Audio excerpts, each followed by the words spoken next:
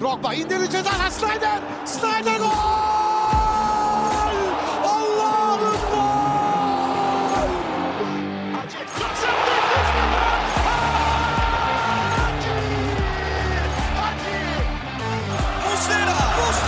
Muslera! Fernando Muslera! Golün adı Muslera! Sarıyoglu. Drogba! This is incredible!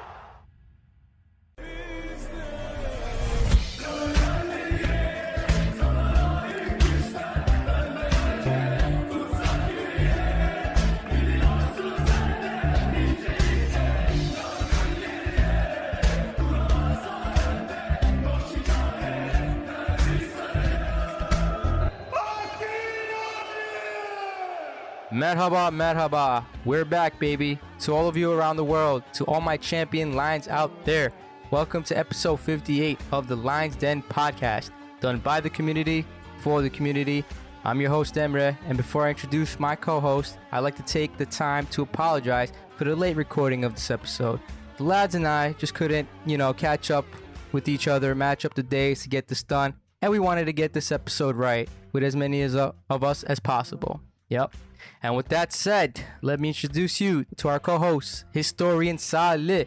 How you doing? You feeling all right? Must be feeling all right despite choking. Unfortunate lost title from Arsenal, yeah? Oh my god, bro, don't even bring that up. I don't care about that. That's over. It's second team anyway. All I care about is the fact that we've won, right? And as we'll get into later, we've won it actually one game before the last game as well. But I feel great, man. I feel really good. Yes, again, apologies to all our fans. It has been 3 weeks from what I saw. It's quite a long time, but, either Yasin has to work or I'm not available or Emre has, a gazillion exams he has to prepare for. But we finally found the time and, looking forward to it. How are you doing, Emre? I'm doing better, man. I'm glad we can get this going.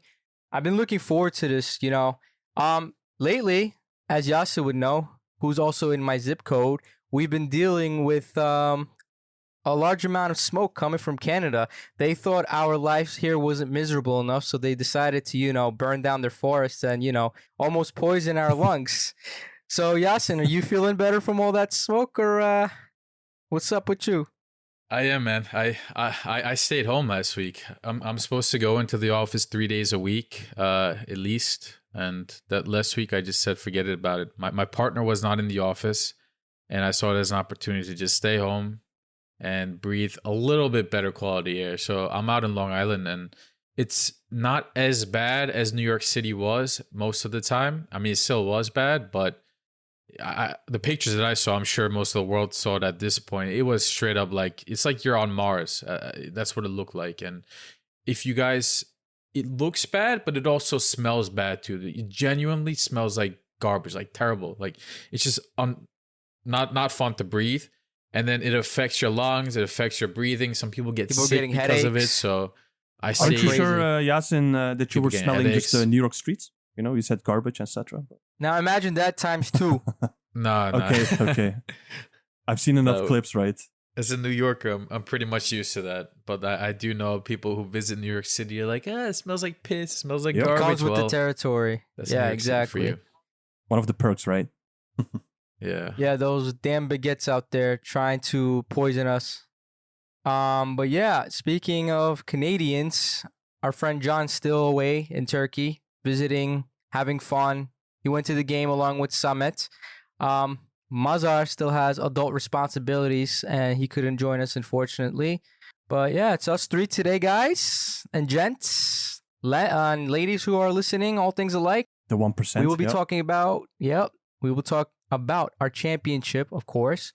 So I don't know if you guys want to start off with the Galatasaray, Ankaragücü and Fenerbahçe game. What do you guys want to do? I think that's what is the excitement right now, right? People want to hear about Galatasaray and the last week or two, the last couple games leading into our championship. I mean, we've come a long way, right? Like, not just the 3 of us here, but as a podcast, as listeners who have been with us since day one, we've seen the bottom of the bottom. We were, when we started the podcast, guys, we were what, like 13th place, 10th place with Torrent. We just let go of Tedim. I think our first episode was a week after we let go of Fatih Tedim. So, this is our glory days. We didn't even get to talk about the glory days with Imparator Tedim. We were literally at the bottom. We somehow finished last season with a little bit of, pride with the Europa League and, our run there. And then we switched things up. We brought Giresunlu Başkan, Dursun Özbek. Or I'll put him as we brought in Lil Crook. Erden Timur. Only pride he has is Giresun got the better relegated, Giresunlu Başkan. I should be honest. Yes, we had another Giresunlu Başkan before that, Burak Elmas, who, he fucked up. He didn't do a good job, but thanks to him fucking up, we are where we are today. That's how you need to look at it, right? So it's part A, part B. It's all part of the plan. We brought in Erden Timur, who has been absolutely goated for us. We can talk about him endlessly. Maybe we should even have a separate episode for him. During the off season, if you guys are interested, if the listeners are interested, we can definitely do that. There's a lot to talk about Erden Timur and how much he's changed this club in so many ways. And obviously, Emre's man, Okan Buruk, the coach, also Mazar's man. You guys always forget Mazar for some reason, but Mazar's man, your man. I mean, our man. Yeah. The entire fan base's man, the Mimar, the architect of everything that has happened so far. If it was not for Okan Buruk, I don't think we would have been champions. Some people might say, oh, it's thanks to Icardi, it's thanks to Torreira, it's thanks to Erden Timur. That's all true. But if you brought in, if you brought in Fatih Terim, if you brought in Pep Guardiola, if you brought in Arteta, I don't know if they would have done what Okan Buruk did just because of his experience. So a lot to talk about. And I guess, guys, we start off with the last couple games. Should I start with the Ankaragücü game? Is that how you guys? I mean, I just wanted to add to your.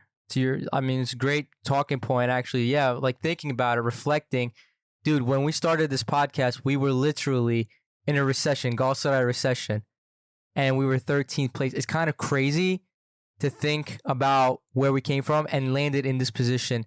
And we won one of the most important trophies in club history. We won Turkey's 100-year anniversary trophy. You know how important that is? And it's like after the fact that we weren't able to win our club 100-year anniversary championship. So this was, I think, even better than that. Because, like, you know what we say? Galatasaray is Turkey, right? We represent Turkey in all fronts. And it looks good for us. And, like, you know what I mean? I'm so happy we came to this point. And like you said, big props to everyone that's involved, from the Başkan all the way to the people working in the club who are preparing these, foods and stuff, training the players, everyone who takes care of Galatasaray, works for Galatasaray. This is a big thank you to all of you. And yeah, so I don't know if you have anything to add to that. I was just, like you guys know, before the pod started, I was just phased away again. I was just thinking of last season. Man, we had those games, right, where second half we would have no shots in total. Not even, no shots, right? Those are crazy times if you really think about Torrent times, tiki-taka with 0 shots on target. The random, what was it again, 4-0 losses against, was it Hatay or stuff like that? They just counter us too easily. The mistakes left and right. And it's true what Yasin said. It's crazy to think that how a team can come back from such a dire position to becoming, I would say, pretty comfortably number one in the nation, right? Breaking every record there is, basically. Yes, there have been quite some records that we've broken, a few of which we'll probably mention later on in the podcast. But all in all, this season, I can't say I have felt this, how should I put it, excited, but good about winning a championship. Because, look, maybe that's a bit coming from a point of privilege, but the last championship we won, I think we won that on 69 points, where I believe it was Başakşehir who just started to fumble, right? That felt still good, but different, right? But this, we just generally came out as the best team there is. I felt like overall, we've played really well. Of course, there were hits and misses, and despite all the interruptions that we had with the World Cup, the earthquake, the bye weeks, which of course, doesn't help. Overall, we've done really well, and I'm really confident in the next season that we'll be able to produce something like the same level of significance, maybe in Europe or domestically. But I do have a lot of confidence. This board it's giving me a lot of confidence. Can appreciate that. Same. And I think you brought up a really good point, Salih. We genuinely as fans feel comfortable, happy, and truly like we deserve this championship. Like that's how I would describe this championship. It's something that we absolutely fucking deserved because we were truly the best team in the league. Like there's no hesitation with that. You know, sometimes, you know, you might say, oh, we got a little bit lucky here. Our opponents got injured. We didn't. You might say that, you know, we had a fixture advantage or whatever it is. You can't say that about it. We truly played like the best team in this league. We had a gigantic win streak. 14 games. That was 14 games. And most of those games, I would say 95% of them, we truly played like a team that deserved to win those games. Score aside, most of them, you know, maybe some of them was 2-0, 2-1, 1-0, but still we dominated those games. We played like a championship team. The mentality that we had going in, game out was incredible. We had players that picked it up when others didn't. It's not like you can say Icardi carried us. Yes, you know, he was our goal scorer. He's the one that's scoring the goals. And without scoring goals, you can't become champions. In that way, yes, he carried us. But, you know, every player had a piece in this championship run. Yeah, it's a team effort. From the Kazımcans to the Musleras to the Icardis, all the way to the Abdülkerims, to, you know, our bench players. Rashica didn't start off the season great as a main player. He finished one. Zaniolo, who we brought in the January window, we spent 15 million on. Some people said that he is paid too much. Why are you bringing this player when you already have good players? It's a waste of money. Look what he did. He won us a game after the earthquake.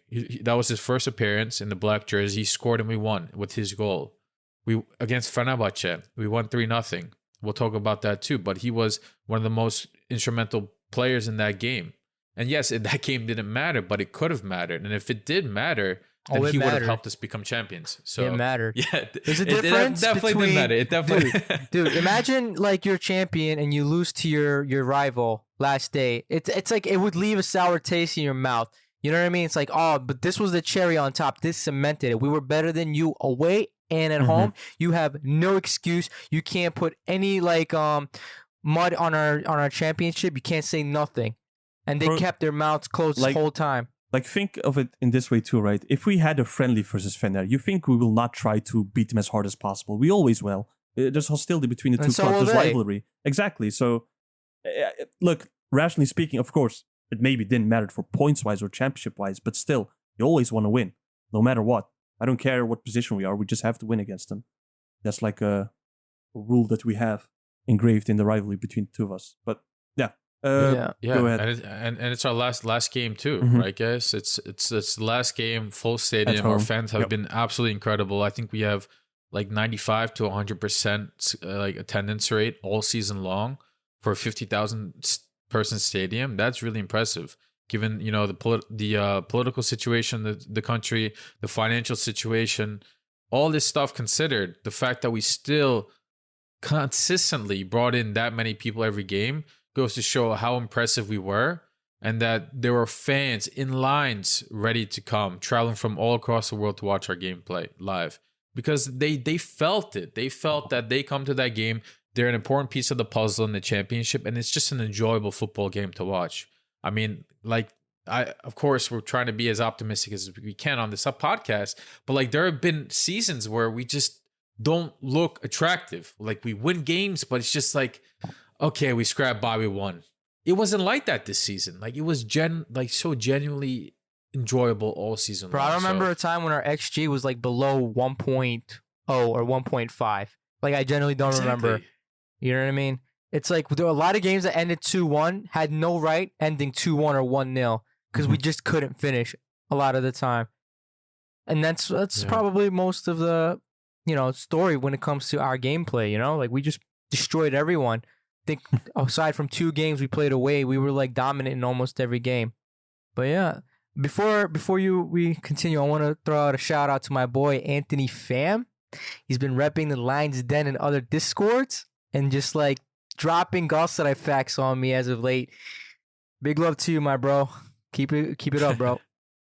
But yeah. Yeah. I mean, just a quick touch on that too. When Galatasaray is successful the way it is, the way that we are now, that leaks into everything outside of, the general core of, okay, the club, the players and the fans. Then it starts to get the attention of the world, right? It starts to get attention of football fans that don't watch Super League, football fans that don't care about Galatasaray, Fenerbahçe, Beşiktaş. They care about their Premier League clubs, or they care about sports of, the other country in the United States. You have people here that watch the NFL, they watch the NBA and MLB, the Rockets. And now all of a sudden they're like, oh, okay, Galatasaray, like you guys have this many wins in a row. That's impressive. You guys have these players. Oh, I've heard of him. I've heard of that person. You guys have been in first place all season or most of the season.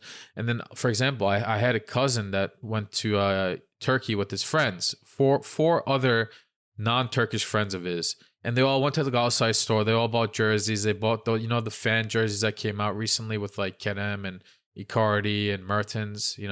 They bought those shirts. And I'm like, what? Like, I get it. I didn't even know you were a Galatasaray fan. He's like, oh, no, I'm not a Galatasaray fan. I'm like, then why'd you buy his jersey? Why did they buy a jersey? Is he like Belgian and he wanted to buy Mertens jersey? He's like, no, he's just like, Galatasaray is the best team in the country. And we thought, why not? Like that's what it does, right? That people start to bring their attention towards Galatasaray and what we're doing. And this is just a start, guys. Like, this is a season after we finished 13th place. Erden Timur, at the beginning of the season when he was doing transfers, he's like, we're trying to bring players, we're trying to negotiate with players, and they're asking us, like, what happened last season? You finished 13th place. With that said, he brought in Torreira, he brought in Icardi, he brought in Mertens, he brought in Mata, he brought in all these excellent players. Now, when Erden Timur's having these conversations, he doesn't have to worry about that. The game changes. Now it's, oh, we just finished first place. We broke all these records. We're keeping these players. We're going to bring this money from these sales, and we want you to be a crucial part of this already very successful team. And this time we have our aims on Europe, Champions League, group stages, maybe quarterfinals, if not Europa League. This is a conversation we're having now. Can you imagine the caliber of players that we're going to be able to bring in now? So it's just exciting stuff, man. Very exciting stuff. Yep. Congrats to all of us, man. Like, truly, we deserve well it. said. Well said. I'm looking forward to the future of Galatasaray, and we will bring you more episodes on what we think about, our chances in the Champions League in Europe, what we would need in order to do well in the European front. We're going to have a bunch of stuff for you guys. And again, as always, we appreciate you guys listening till now. Yeah, absolutely. All right, so Yasin, take us to our last two games. What happened? Yeah, so let's go back to our Ankaragücü game, which was on, what day was this? I think it was still in May. May 30th, something like that. I think it was. Yes, exactly. That's a good point. We didn't lose on May, by the way. We didn't lose a single game in May. Listen, boşuna demiyoruz. We don't say it for no reason. May is ours. We said that when the May started on the podcast, and we'll say it now at the end of it. It's just beautiful to see that we were able to finish the championship in the month of May. We didn't leave it for June. Because correct me if I'm wrong, guys, but I think the Beşiktaş game was like April 30th or like so a day or two before May. God damn it. Bro, I remember like going into that game like, God damn it. Like, I wish this game was in May. I would just feel more comfortable about it just because it's in May. But, doesn't matter. Didn't matter at the end of it. And we won. We finished this away in Ankaragücü. So heading into the game, I think we talked about it in the last episode, but the situation was basically, if we win the game, we're champions. And there's no need to talk about any other situation because it didn't happen and it didn't come to it. We won our game and in comfortable fashion, 4-1. What a score, right? We dominated, I would say, at least from a score front. I think from play style as well, we definitely dominated. We kept with the lineup that we had leading up to that, essentially. Our back four was the same. Kazımcan was our left back of that game. Torreira, Sergio in the middle. You guys already know our defense. Kerem was on the wing with Rashica, Mertens in the midfield, and Icardi up top, our leading goal scorer, who actually found a brace that game. So we started off very good that game, guys. We scored our first goal with Mario Icardi in the 7th minute. So from a cross on the right side by Rashica. Ankaragücü didn't take too long to score back. So they made it 1-1 in the 16th minute. And who assisted that? Who assisted that? Thailand. Of course. Fuck's sake. Thailand. This guy, he likes to play well against us, and I respect it. You know, as long as it doesn't stop us from being champions, I respect it. So they scored, and you know, we kind of made it comfortable for ourselves before the final whistle in the first half. Mario Icardi scored again in the 38th minute from a nice cross from Kerem. I believe that's what it was on the left side. The classic Kerem cross. He's on the left wing. He brings it to his right foot. Icardi makes a beautiful run. This dude's always making beautiful runs, by the way. Behind the defense, Kerem swings it with a little curve behind and over the defender. The header was just class too. Like, Both finishes. He's looking at the ball coming to him. His back is basically to the goal or to the side of the goal. And he flicks his neck, his head, and nothing the goalie can do about it. So we made it 2-1 at the half. So we were pretty comfortable there. At this point, it's like, okay, we're gonna be champions. Like we feel pretty good, but we still have a whole half left. Okan Hoca makes 2 subs in the 65th minute. Barış Alper comes on for Kazım. Leo Dubois comes on for Mertens in the 65th minute. And then 8 minutes later, Barış wastes little time. He scores a goal from a beautiful pass from Kerem right through the middle of the defense. Barış is just too fast, too pacey. He makes that run. Defenders can't catch up. He takes the ball, goes around the keeper, scores, makes it 3-1 in the 73rd minute. At this point, people are really starting to sing their championship songs. It's really starting to come together. And just to put it, you know, the nail in the coffin, 5 minutes later, Sergio from a corner kick from Kerem again, which is his 3rd assist that game. Sergio scores a header, which is not something that you would have expected to see, but it is what we did see. He scored, and we made it 4-1. At that point, the game was over. So that's that game. We became champions. We celebrated there. What were your guys' thoughts on that game, watching that? I was nervous as hell because I'm always nervous as hell. But no, I think I speak for everyone. A lot of people were probably nervous as hell because Ankaragücü, they need points, right? They weren't safe by any means necessary, and they were going to go and play their hearts out because they really had nothing else to do, right? They're not going to sit back and just enjoy the show. They play, and they were in good form. They barely missed out on beating Başakşehir in the cup game. I think they lost in the extended time, right? So it's not like they're a terrible team, and at home they had a really good streak going. So any rational person will look at these stats and be like, oh damn, this might not be as easy as people were making it out, But in the end, we were pretty dominant throughout the whole game, like you said.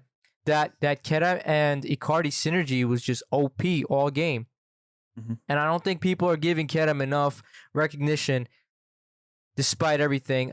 This kid, yes, he was terrible for the first 6 weeks of the league, but he just started to ramp it up ever since. And you can see his mentality as a player is just okay, I'm getting battered by everyone. I'm not going to quit. I'm going to prove everyone wrong. And he came out and ended the season as the assist king, okay? So, let's give Kerem a round of applause, some love. He is one of the most crucial players for this team. I know people are going to probably put him like middle to last or something like that. They're going to put Icardi, Torreira, Oliveira or such, Rashica. Really? But that low? Kerem, I don't see Kerem getting that much love, man. I'm telling you. I see, obviously Icardi is the man, but dude, Kerem has more assists than our midfield. Could this be? I'm pretty sure. Could this be because while it is true that, yes, he has 20 goal contributions. He has 20 in total. Icardi is 29. Exactly. But on that fact, on the appreciation, whatever, this is just a question, right? Could it be the fact that he, in the end, is a Turkish player, right? I feel like Turkish players in general don't get hyped as much, at least they in don't. Turkey. That's what I said. Aynen. Yeah. That's right. Not just Turkish players, but Turkish coaches as well. Like if you compare to like a foreign league, let's say, right? The Premier League, perfect example. English players get hyped the fuck up. They can't do anything wrong. But in Turkey, it feels like it's a bit of the other way. They can, if they do right, it's fine. But if they do bad, it's like, why do we have him, right? Especially Harry this Turkish Maguire, bro. How's that guy still playing? for national team too, right? It's crazy. And national team. Yeah. How, bro? If Kerem's name, I'm telling you, I said this like a few episodes ago. If his name was Kereminho, I'm telling you, he would be like put on a pedestal at this point. It would have been so And like I said, like dude, you look at Kerem and then you look at our other players like Yunus. I don't want to put him on the spot, but Yunus, my guy, what are you doing? Look at what Kerem's doing. Are you taking no notes? Are you not trying as much as him? I'm sure he's trying, but like, dude, Kerem got himself a mental coach. That's like the depths that he's going to improve on himself. He's like, I got no time to waste. I already lost 2 years of my life because of Başakşehir. I'm going to improve nonstop. And then he finally got the captain's band. Kerem reminds me of that one meme. I don't know if you guys know that or not, where it says, I'm not the stepdad, but I'm the dad that stepped up. That's literally Kerem this season. Oh. He stepped up real big, honestly. Like, he's been improving steadily over the seasons when he's playing with us. Yes, he has his frustrating moments, but look, he's a winger in the end. He takes more risky actions, passes, dribbles, whatever. So, it's bound to happen. But these last few games, together with Icardi, they've been clutch, like really clutch. Every game, they've at least had some output. Maybe a goal or assist to, some other player. Yeah. They truly carried us. And Okan too. I don't want to hurt you, but those three. Let's say that. Yeah, and this comes at a time, especially an important time where Mertens and Oliveira was dropping form like crazy, bro. Even the last, like during the Ankaragücü game, they were probably not that great compared to the rest of our players. And Kazımcan, I think, needs to be touched on. That game, I haven't seen like a left back performance that bad in a long time. I don't know. Sometimes I was thinking, dude, is he not it? Is he it? But like, thank God he stepped up on the game after, but we'll get to that later. Yeah, that game, he made Ömer look good for a moment. He was pretty much getting spun.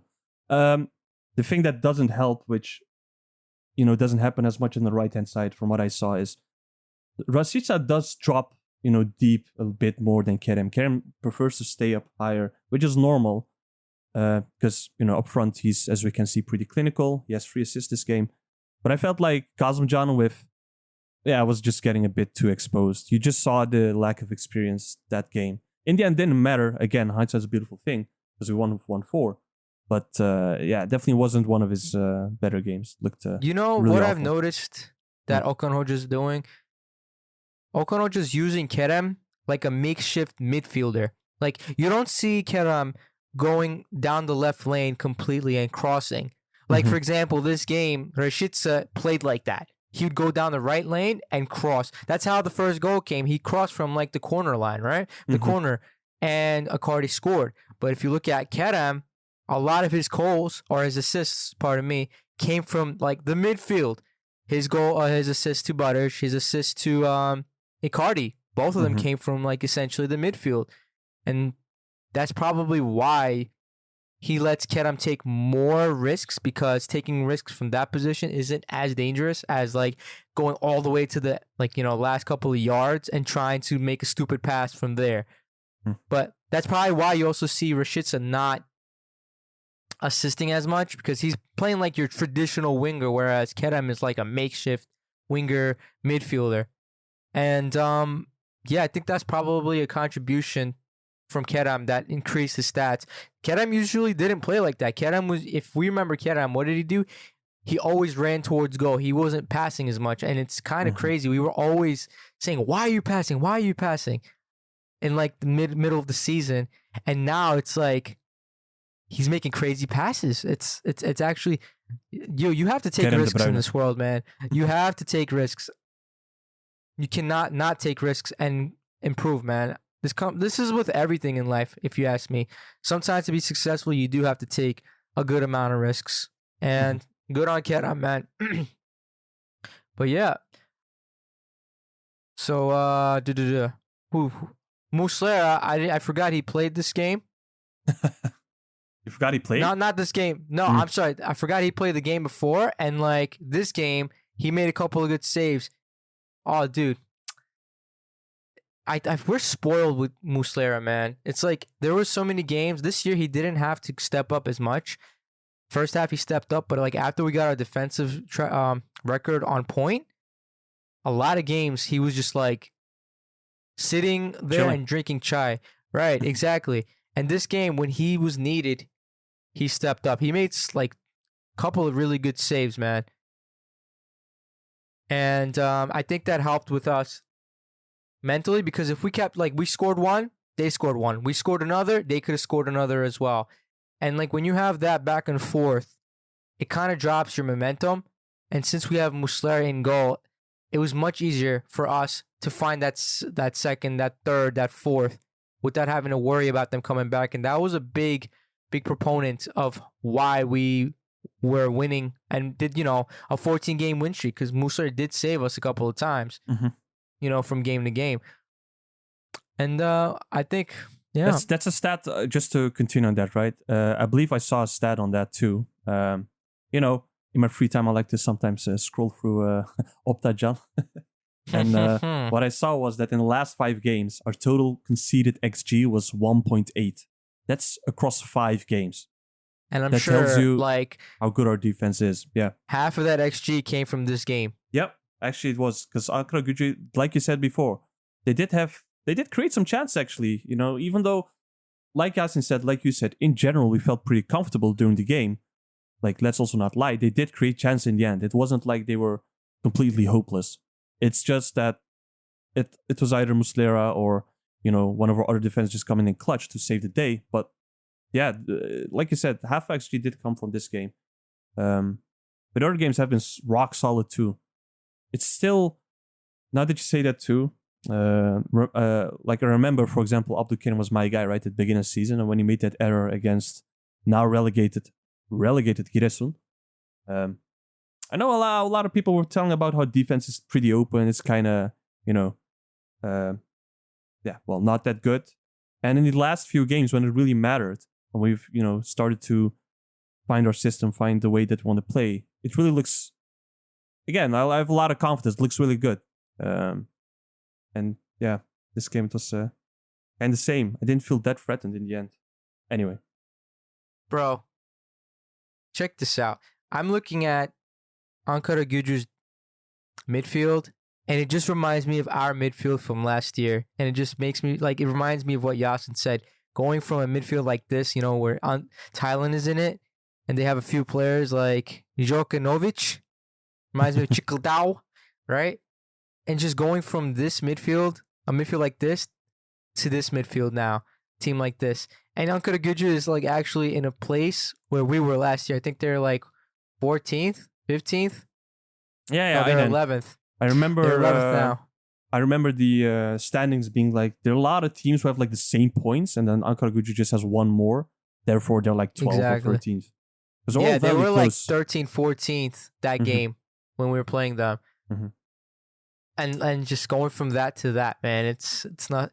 And the fact of the matter is, we're going to improve on this midfield, which is also a crazy thing to think about.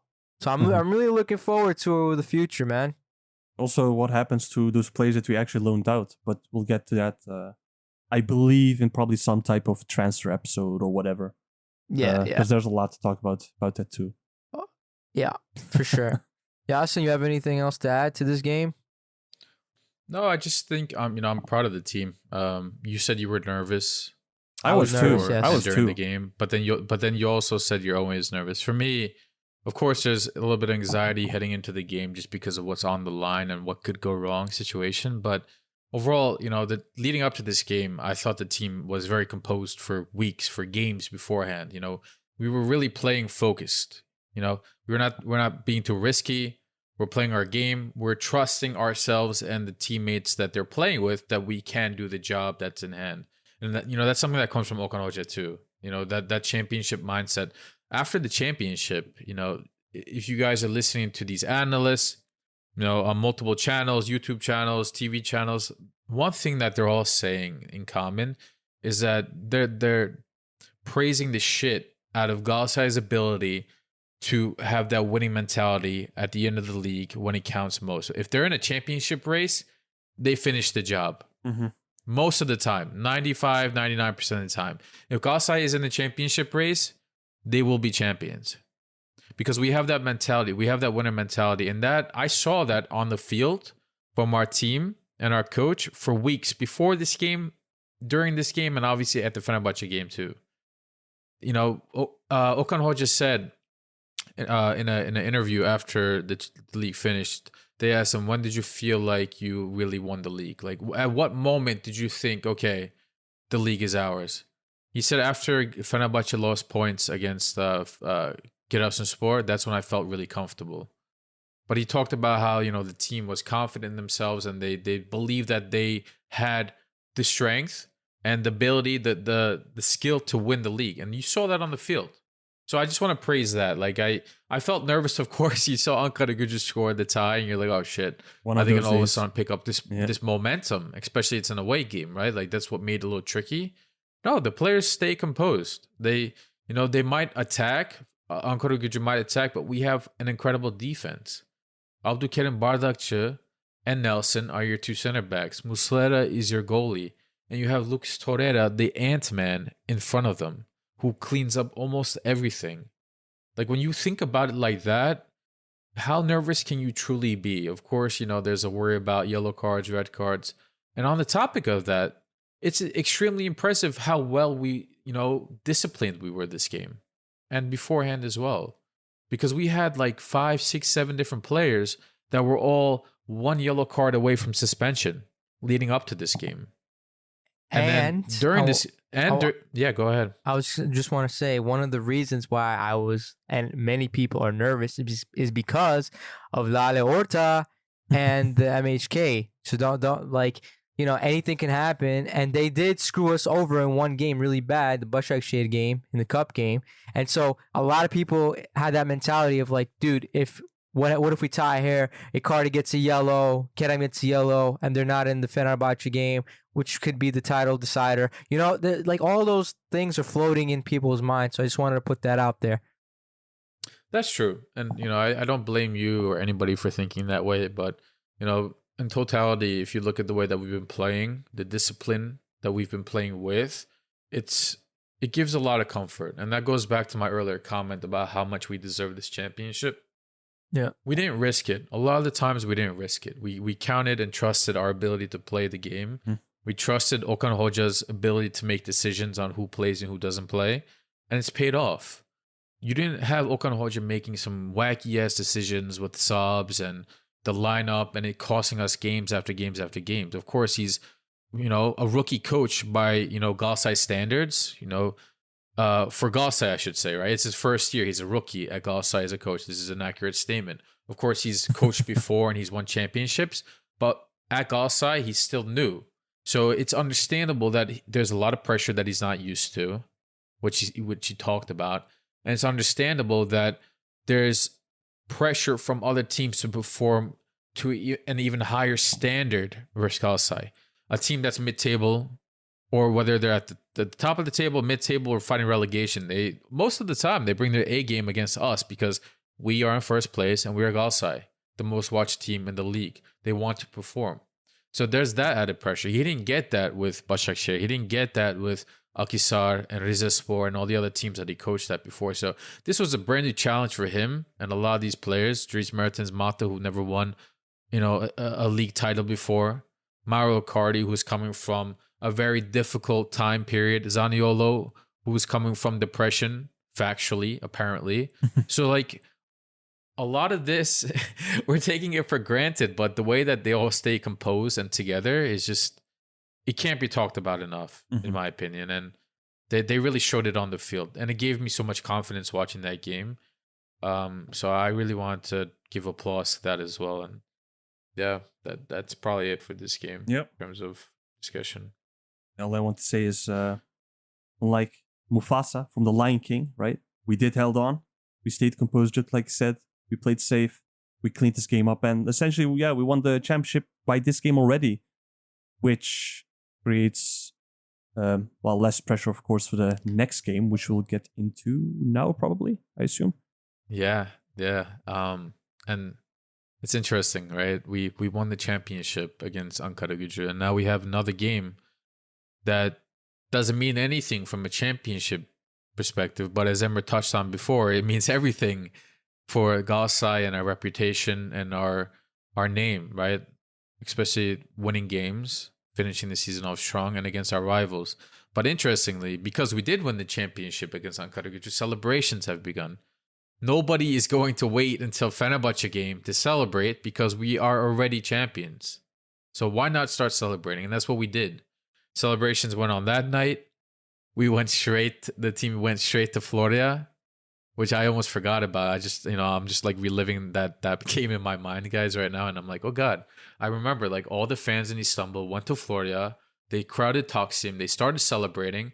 And they waited until like 1 or 2 a.m. at Florida at our training facilities for the team to shower, pack up, get on the plane, and fly back to Istanbul in all the traffic that there is because the celebrations, get back to Florida. And by the time they did, it's 1, 2 a.m.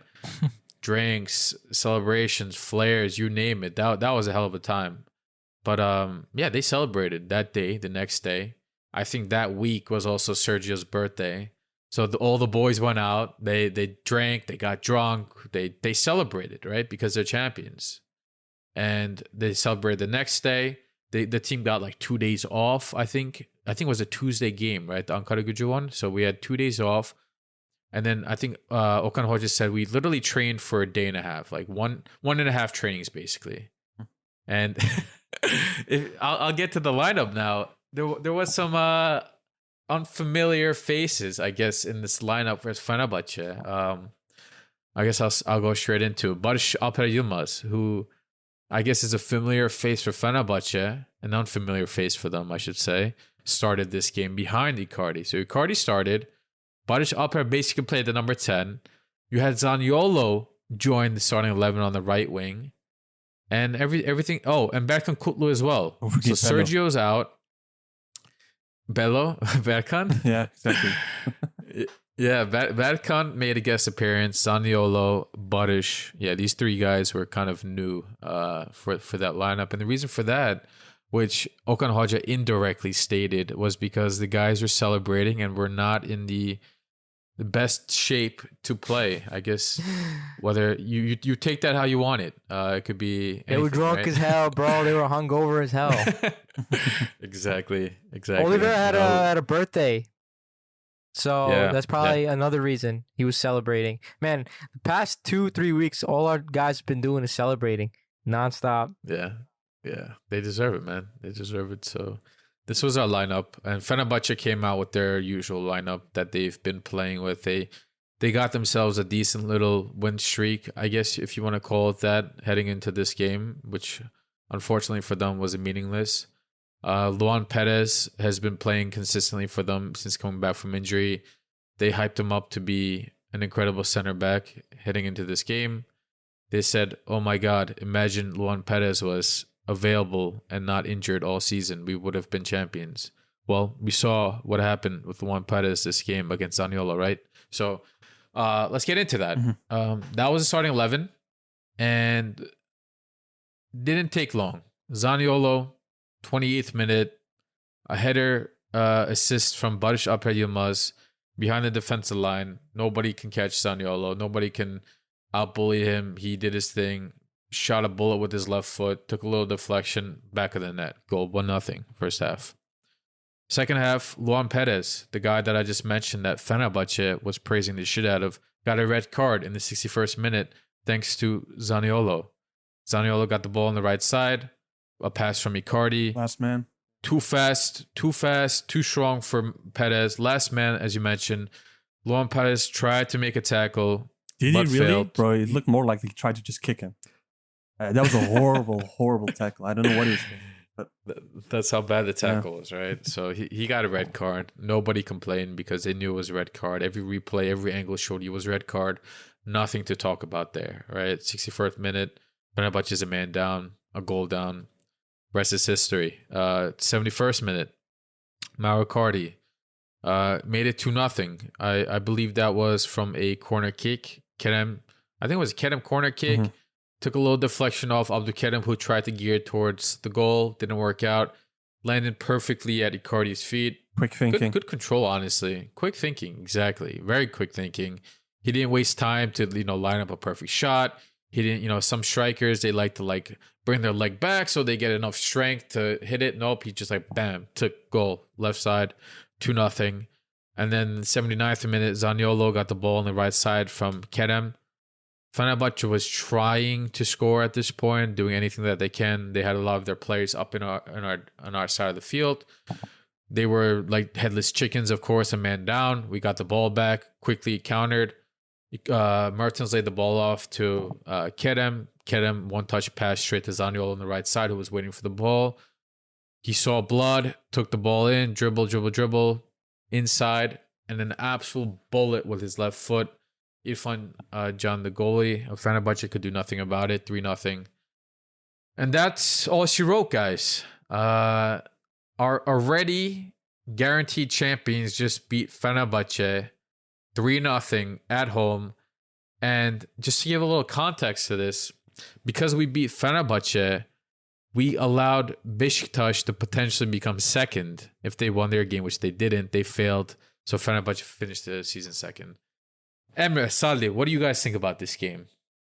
Well, first off, I want to say Kerem probably got his easiest assist of the year, just passing it to Zaniolo. It's like when, Xavi or Iniesta would pass to Messi from the side, and he'll take the ball and he'll just go all the way to the box, and then he just score.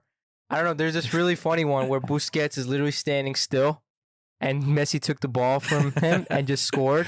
Mm-hmm. That's that's as simple as it's gonna get for Kerem, because Zaniolo did all the work there, and it's kind of crazy and great to see it at the same time, because ever since we got Zaniolo, everyone from Twitter to the people on the internet, on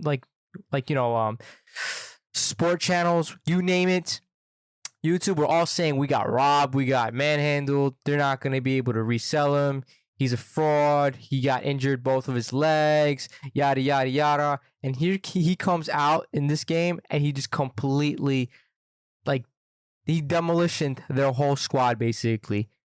And that's he's not even at 100%. This man wasn't able to pass Rashica for most of the season.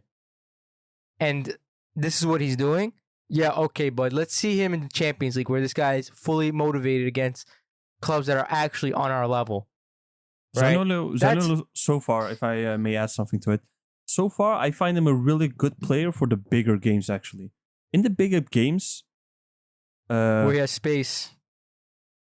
Maybe that too. I mean, that also helps, of course, because, well, I don't know what Fener were thinking, but there was loads of space behind them at all times.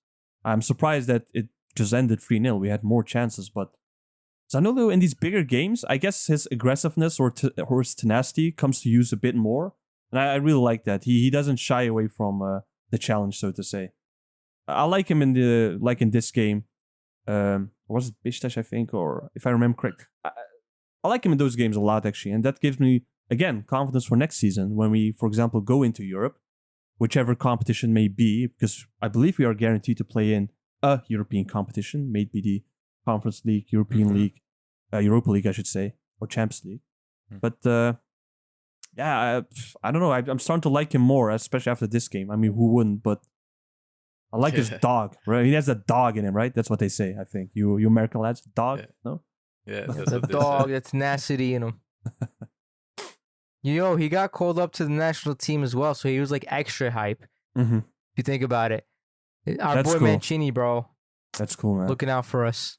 Mhm. Yeah. So, apart from that, Icardi. So let's check this out. He became the third player in Super League history to be, wearing one of the jerseys of the Big Three and score in all 4 matches of the Big Four. That's crazy. Mm-hmm. In a single season. That's how good Icardi has been for us. And so I hope we keep this guy, man. It's gonna be hard, lads, but he's been immense for he basically carried us through the last stretch, and that's what big players do, man. Wait, What but were you saying, Salih? yeah, I was just gonna say, right. So wait, you're saying that Cardi, right, is scoring against the big four, you said, right, or big three, all games, huh? But I believe Fener have a striker, right, who's much better. I believe he has 29 goals, and he did a lot this game, right? Like, you can clarify that, I hope. Who? Yeah, I believe he wears the captain's armband too. He's from His name starts with P. You guys don't remember? P? Yeah, I know. Valencia. I know, exactly. Palencia, yes. How can I forget him? I mean, we all forgot. That's the thing. What did he See, do? once you said Palencia, that's Rings a bell. now Right? I remember him. Yes. So yeah, no, dude, it's the goals that you score that bring you the wins that matter at the end of the game. Not scoring 3 goals after you are up 2-3-0 against Kasımpaşa, right? Those don't matter as much. He basically scored in every derby. Every derby he scored in. That's also what I want to say. That's, again, when we come back to the beginning of the episode, right? That's what makes it more deserving for us to win, because Fener didn't win a single big game except the Trabzon game. I believe they won 1 game, but They all were the other horrible. all the other Trabzon, games they've lost. Oh, If you can't win from the big teams, like, how are you thinking then to become champions in the end? And they say that's also something I wanted to quickly mention. But yeah, Icardi, you want to? I mean, of course, I cut you off. You want to continue on Icardi for a bit, I believe. So if you would like. yeah, to do no, that. bro. It's like I was hoping. I don't know if he was gonna score this game because he was one of the other players, like one of the few players that were like absolutely drunk out their minds and like partying nonstop, singing Aşkın Olayım every night. And he still manages to score. That's a big player, bro. Like, what can I say? And like, I hope we keep him, and we need to keep him, but it's gonna be hard. I'm pretty sure that you guys listening know about the Saudi craze that's going on right now, where everyone's being offered crazy contracts, 50 million, 100 million. Some people getting 200 million a year. Messi was offered apparently like 1.5 billion for like 3 years. I don't know how true that was, but he ended up going to Inter Miami. But yeah, no, Crazy. dude, It's like the it's gonna Bitcoin hype. be They've been Bitcoin hype. Saudi has been really crazy if you look at all those numbers. And yes, there are rumors that I believe this Al Tawun, the team that didn't want to take over Luyendama. I mean, on one hand, I completely understand Yeah, why. I mean, I understand it. I right? understand 'Cause why. it's On the other hand, Luyendama. if you have that much money, like, please just give us like a 5 mil, 10 mil. You won't miss it probably. But yeah, there are rumors that they might want to take over Icardi. And They're offering him like 30 million a year. yep, that's high amount. Can you blame him? Can you blame him if he says, guys, I love you so much. I love this team. I love this coach. I've really began to feel like a leader, a captain in this team, but they're offering me 25, 30 million a year. I'm going to go there. Do you blame him? Like, I wouldn't blame don't him. know. I wouldn't. Exactly. Yeah. I wouldn't. You know- but it's football in the end. And they said this would be like a regular football discussion type thing, right? Where you talk about all these topics. But I personally, while I don't blame him, I think it's still lame to do. At least as a kid, right? When you become a football, I don't think many would say I do it for the money necessarily. I think most do it just because of the, love for the game itself. And therefore, at this age, he's not like he wouldn't not over for retire him. anytime soon. Exactly, he still has years left in him. He can probably still go at some point. I Right. don't believe Saudi will suddenly next year be like, nah, we're You not going to don't offer. know. Of course, you don't know, but they have like this ambition of they want to create like some type of competitive league or whatever by 2030. So they're going to heavily invest in football coming years. But yeah, of course, Yeah, things but, can change. That's what I hope, man. I hope we can. I think you brought up a good point. He's still 30. He can still go there. I hope we can approach the conversation with Icardi like, hey, play with us another year or two. Let us buy your fee, your transfer, and we'll put a clause in it. If there's an opportunity that comes from Saudi Arabia and you really want to go, we'll keep the clause at this X amount so you can go and you can still make your money, but play with us another year or 2 or 3. Like you'll continue to score goals in the Super League. You know, you'll score in the European leagues, and you'll still be attractive, and they'll still want you in the future. Just stick around. Let this story not be so short. You know, let us continue the story together. That's how we have to approach this conversation. Because Well, you're not approaching Icardi, bro. You gotta talk to the Yenge. That's who controls everything. Yeah, you have At to the end first of of all thank her, right? You have to thank her for bringing Icardi to this league, and then start negotiating. Yeah, you gotta Didn't you say treat her that? like a queen. Yeah. bro, all that throughout. gave me like this feeling of like this scared me, bro. When you said that, like I got this feeling of like anxiety because you're right, bro. Like it's not up to Cardi. Oh man, My man That is sh- such a that sucks, simp bro. for the Yenge, bro. He'll do whatever she says. Yeah.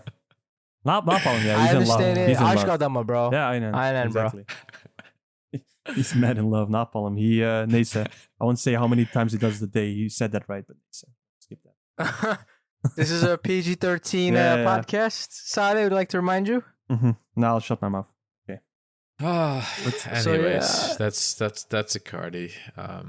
He did his thing. Look. You- Oh, go ahead. I don't want to cut you off. No, Finish no, your sentence. I was gonna leave it to you. Actually, go ahead. I mean, look, if he goes to Saudi Arabia, I'm telling you, Yenge is gonna pull something off because she's gonna be sick of it. Because you look at Georgina, she hates it there, and Does she? might, yeah, she hates it there, and she might scam the hell out of Altun or whoever buys him, and we might lose a year with Icardi. He'll get all his money, and then he'll come straight to us. You got to think about it like that. No, right? he'll first start, on Instagram posting like, "Oh, I miss you, Lions. I want to come back," etc. Like Gomes did, right? And then we'll get him. Yeah. No, we gotta. I don't know, man. I hope we Neyse, do let's get not him. let's not think about it. It's not I- happened I'm yet. It hasn't happened yet. Getting into dead-end thoughts right now, Mhm. thinking of life without Cardi. Especially when first Dursun, as a joke, said we're getting Icardi, but yeah, apparently it was a joke, like stuff like that. Let's not think about it. We'll see what happens. Yeah, We'll see what bro. happens. Social media blew up when he said that. Everyone was partying. I like was it, for like 15 minutes, and then it already came I out. know. Nah, it's a joke. I was like, "For fuck's sake." Yeah. Yeah. So anyway, back to the game. yeah, back to the game. Just in general, like, again, even though, look, we've mentioned it many times, points wise, it's not as meaningful. We already won the league, but still, the way we dominated, the way we played, the way I felt comfortable. This is probably the most comfortable I felt in a while in a derby, Yeah. and the way Yeah. how poorly Fener mostly, well, I mean, where were they good anyway? Up front, they were Nowhere. kind of shit. In the back, they left a lot of Even space open more. constantly. Midfield, no idea where to start. Arda Güler, Yasin's boy, nowhere to be seen. Mhm. They had 0 shots on target. That's like a cool stat to talk about. And also another stat, right? Because we won 3-0. Fener, Adana Demirspor, and Başakşehir are the 3 teams that we've played this season where we haven't conceded a goal from in the league, which is pretty remarkable to think of. Like, they're pretty decent Adana teams. is These aren't attacking. That's all they're known for. They Mhm. play crazy good football. They were better than Fenerbahçe when we played Adana. Which is crazy. Yep. But 0 shots on target. And another one saw this is the first time since 1991 that we beat Fenerbahçe away and at home. Hasn't been that long? Pretty Goddamn. remarkable. Yeah, 32 years later. Pretty remarkable if you ask me. And while we're going on stats, right? Another one. The fraud Jesus, I think. Is the Isa. second manager. Yeah, Isa, aynen, exactly. That's the Turkish name. Is the second manager in the Super League era where he played 2 games and hasn't scored a single goal against us, which is, again, crazy, remarkable. I like this so much. I can't, like, these are games you won't forget in a long while, or this season in general. Just, I don't know where to begin. We've talked a bit, of course, about this match, but all in all, was there really a poor player in your guys' eyes that didn't play as well? Like, I would say Berkan had a few passes which were really, really misplaced. But besides that, I can't really name anyone that played poorly. Besides maybe Muslera, because he didn't have anything to do. But, right? Yeah, he got the lowest score because he didn't see the ball at all. He didn't see the ball at all. Aynen, exactly. I don't think there was a really poor player, but I think our best player, I think apart from Zaniolo, was Kazımcan. You know, a big difference from the game prior. Kazımcan absolutely stopped, Wonder Boy Arda in his tracks. Like, did not let him do anything. And he's like, you shall not pass throughout the whole game. And to the point where Arda got subbed out pretty early. Right? Don't say that too hard. You'll make Yasin cry, Yeah, I don't want to make him upset now, Yasin. I know you're a big fanboy of Arda Güler. He came in for, and he got subbed out for another supposed ex-Wonder Boy, Emre, which also did nothing. Yeah, it's just, I really felt like it was a really, really enjoyable game. For a game that should, normally be a bit more, how do you say it again, nervous or whatever. I just really enjoyed the reckoning that we did on Fener itself. And we just shut their mouths, right? They have nothing to chirp about, nothing they can say. They just lost at like 2 games 3-0 again. And long may it continue. That's what I can add at the end. Long may it continue. Dude, you know what's funny to me? It's that Okan Hoca literally did the same thing he did in the first game. And Jesus didn't do anything about it. It's like how can you be like this? Like, how can you be this over like rated as a coach like that does this, bro? Like all game, like the first half alone, you see that you're exposed like crazy and you don't do anything about it. Like anything. It's like constantly happening. You know the goal's coming. You know we're going to keep scoring. The pressure is nonstop progressing and Jesus does nothing. And people are still rating him. How's that? How's that a thing? People don't understand that the amount of points that they gathered is really out of the scope for this team. Like it's actually a miracle that this team was able to gather this many points and follow us. Like if Beşiktaş didn't choke the last game, right, against Konya, they should have been 3rd place. Fener should have been maybe even 4th place if you ask me, because this team has like 0 quality and Jesus has no quality to turn around anything. Like I don't remember a single game he turned around. Like there are games like that they had in Europe where they came back from a deficit and tied, but I don't recall them like coming back and winning from a deficit. They probably did here and there, but they're probably against terrible teams. And this is a common reoccurring theme with him, and he just doesn't learn. This guy, for some reason, doesn't learn. Keeps going out with a 3-in-the-back system formation. And it doesn't work. Like, it has proven it doesn't work and keeps doing it. Dude, you haven't won a single derby using this tactic, and you're still doing it. Like, what is wrong with you? And Okan Hoca's like, is this guy messing with me? Is he playing like, stupid? Oh, okay. Right? I'll take it. Yeah. He's like, okay, well, if you, I'm just going to throw Barış out there and make him look like a superstar. Okay, no problem. Yeah, and that's, Barış bro. Well. And their supposed other Wonder Boy, Ferdi, got absolutely... he's not no left back. Let me tell you something, bro. He got absolutely annihilated by Zaniolo. He made him look like an amateur league player. In the 3rd goal, Ferdi did not know what to do. He just quick crossover and left Ferdi in the dust, bro. Yeah, he started as right back, right? They put him on then on, I think, right or left wing and then moved him back again. He was... Like he was like during the whole season. I remember him like going back and forth. I know he played largely in the right back position, but there would be times where he'd play in left back on the left side, and most of it has to do with Luan Paredes getting that red card. But yeah, no, Zaniolo made him look like an amateur. Still a better player than Bowie, according to Fenerbahçe. But just saying. Fenerbahçe. Unbelievable, bro. I would have been really like surprised if they would have picked Ferdi over Bowie for the player of the year. No shot. No shot. And one more thing I want to add is our defense again has been remarkable. Abdülkerim, he got an assist actually. He assisted Icardi, and the player that they got to fill the Turkish quota, Samet Akaydın. again, was probably one of their worst players, constantly letting people through the back line, bro. 4 point, whatever, 5-3 for him versus up to kid. Bro, we got away with robbery. I'm really happy with our Turkish rotation right now. I think we have a good rotation going. We just need to add a few more, like maybe 1, 2 at most, and I think we got a really good squad for next year in terms of foreign players. For now, I'm happy with their performances, especially in this game. I don't know if it's because Fenerbahçe were just that bad, but I'm sure having that like pressure lifted off of them made them perform like even better. Even though they were partying all weekend, all week basically.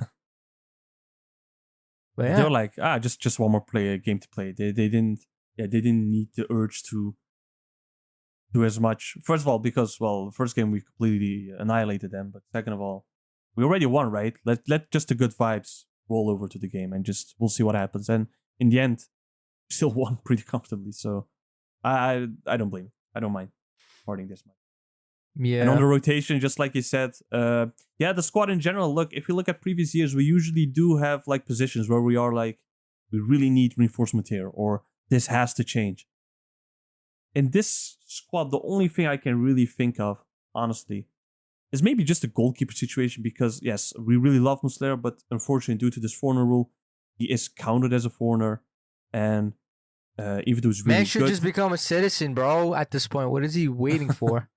It is a bit of a spot waste, if you think about it. But it is. Besides that, just the Turkish players we have, I believe Kaan Ayhan will become permanent. We have like him, Abdülkerim, Kazımcan, Barış, Kerem, Berkan, which are like our main.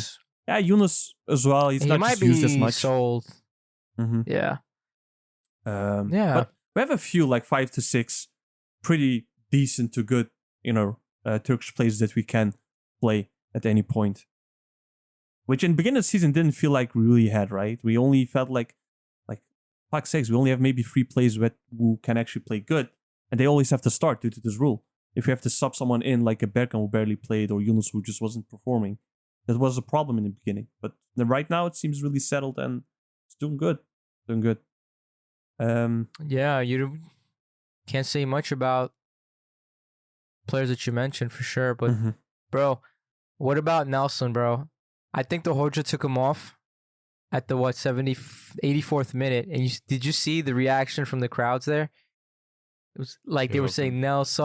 I don't know if that's because he's like leaving and the Hoja just wanted him to be applauded one last time, but rumors are that he's going to the Premier League, Tottenham. If you ask me, that's a kind of a mistake, but gotta respect his decision. Yasin, what do you think about that, bro? Nelson has a release clause of 25 million euros. Nelson had offers at the beginning of this season to leave. Sevilla, I believe, was the main team, and so he could play alongside his very good teammate Marcao. And we already sold Marcao at that point, and we asked Nelson to stay. After the shittiest season that we've seen in recent history, after all the wrongdoings, after all the failures last season, we said, Nelson, please stay, and he stayed. And the rumor is, from multiple sources, that he gave 0 issues. He said, okay, I'll stay. You guys are asking me. He was a professional about it. He's a good human being. He stayed. Of course, at the end of the day, he has a contract, right? It's not like he's doing us an incredibly good deed by staying, right? Like, I don't want to praise him too much here because he's still under contract. But there are a lot of players, a lot of instances in the past that give issues. They say, I want to leave. Marcao, for example. Let me go. Marcao, for example. I didn't want to say it, but you said it, and I agree. Marcao, for example, he gave us problems. He said, I want to go, and that didn't help us in our negotiations. He wanted out. He saw the opportunity. Good for him. He left and he won the Europa League. Good for him. We won an extra $1 million bonus, €1 million bonus from this. If you haven't already heard, it's not it's not official, but a lot of sources are saying that's the case. So we won an extra $1 million from it. Good for him. Good for us. But back to Nelson. He was a professional about it. He said, okay, I'll stay. He was asked to stay. He stayed. if he's now getting offers near or first of all, if they pay his release clause, we have nothing. We have no choice. That's literally the contract, right? We said you can leave anytime if they paid 25 million. We paid, I think, 8 million for him. So that's a good amount of profit and a good amount of success that we got with him. So he's pretty much done all we could really ask for him, except for Europe at this point. Even Europe last year, he helped us. He helped us win the Super League this year. If we get 25 million for him, good. If we get near 25 million for him, I still see us selling him, guys. I really do. Like 22-ish. If push comes to shove, 22, 23, 21, 24, whatever it is, right? If there's a very good team that wants him and he says, guys, let me go. Let me move on with my career. Let me make the next step. I have my aspirations. We talked about this when I joined and we won the championship together. Let me go. I hope we don't cause issue for him. And I hope we get near those numbers. And I think we should. That's what the rumors are. I think there's a lot of teams interested. He's a good center back. Do I think he's worth 30, 35, 40? Nah, maybe not. I can't really be like, 20, 25 million is super cheap for him, if that's what you're asking me. I can't say that. Last year when we sold Marcal for 15 million, I thought that was a bargain. I thought that was a steal, and I was really upset about it. But if we sell Nelson now for 20, 25, I'm content with it. That's good money. And with that money, we can rinse and repeat. We can replace him. Yeah. Yes, rinse and repeat and more. So it's the issue becomes, guys, when we have to make a decision for both him and Sacha, and we have to let go of both him and Sacha Boey, then we have a challenge on our hands. But it's not a challenge that I think we can't do well with, we can't succeed with. I think we can, but it's gonna be tough for us as fans. I don't see us selling both. I don't see us selling both of them. If you ask me, doesn't want to sell both, so I don't know. Like I think Nelson will be sold before Bowie because I think Nelson is a little older, right? He's 24. 24. Yep. Yeah, so he's 2 years older. So it's like he's like primed to go on to something bigger, right? Whereas now Bowie, I think he can stay with us one more year. He's already been called to the French national under-21 team, right? So he's making moves with us. So he doesn't really need to move on just yet. He can showcase himself in Europe and go even higher. And he's probably going to be our biggest profit. If you think about it, we got it for like $1 million, and the rumors are people are offering like within like 18, 20-ish range. And for him, that's insane. Like he's like been dubbed with Arsenal, for example, which have not been confirmed. But I don't like, dude, he is made for the Premier League. Physicality wise, just during the game, bro, he destroyed that left wing. Like Valencia, done. Who else came on after? Was it Batshuayi and Pedro? None of them could get past him. Whoever was playing on that left wing. Nobody, bro. Rossi was basically Casper all game.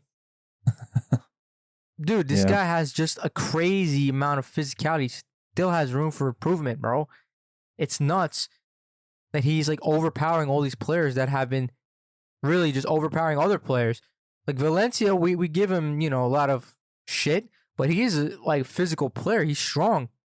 And even when he's not trying to throw himself and get penalties, like he just could not get past Bowie, and he just overpowered everyone He all tried the that time. quite a few times, by the way, again, this game.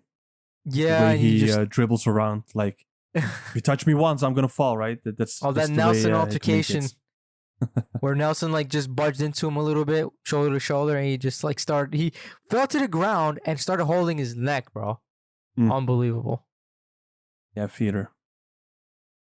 They got exposed. Fenerbahçe got exposed this whole game, bro. Completely exposed. They couldn't say a single thing. Refs, they were helping them out more than they were helping us out that game. Yeah.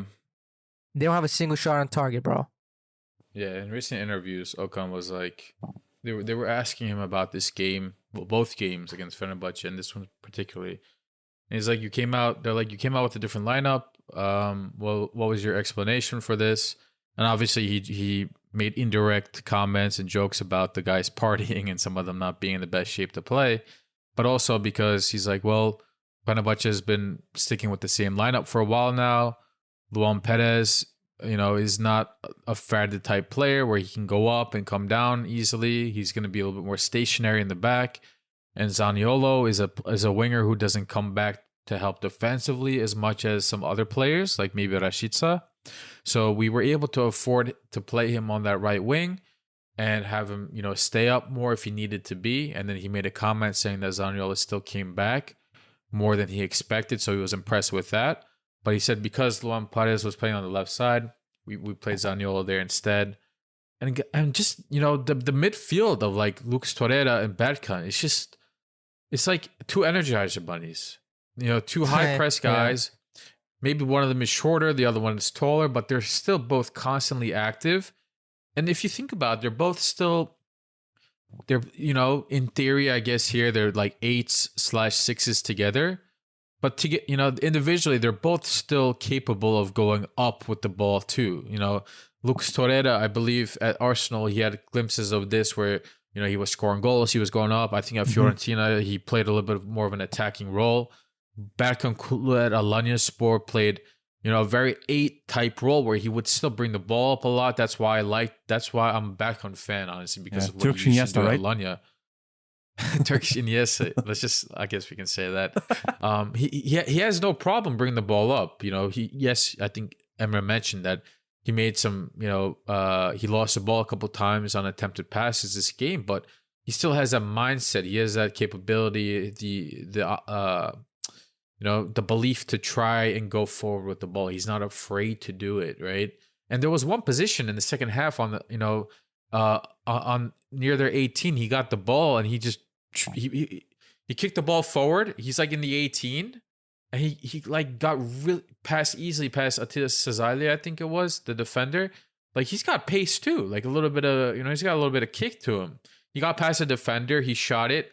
Irfan Can saved the ball. Kerem tried to shoot again.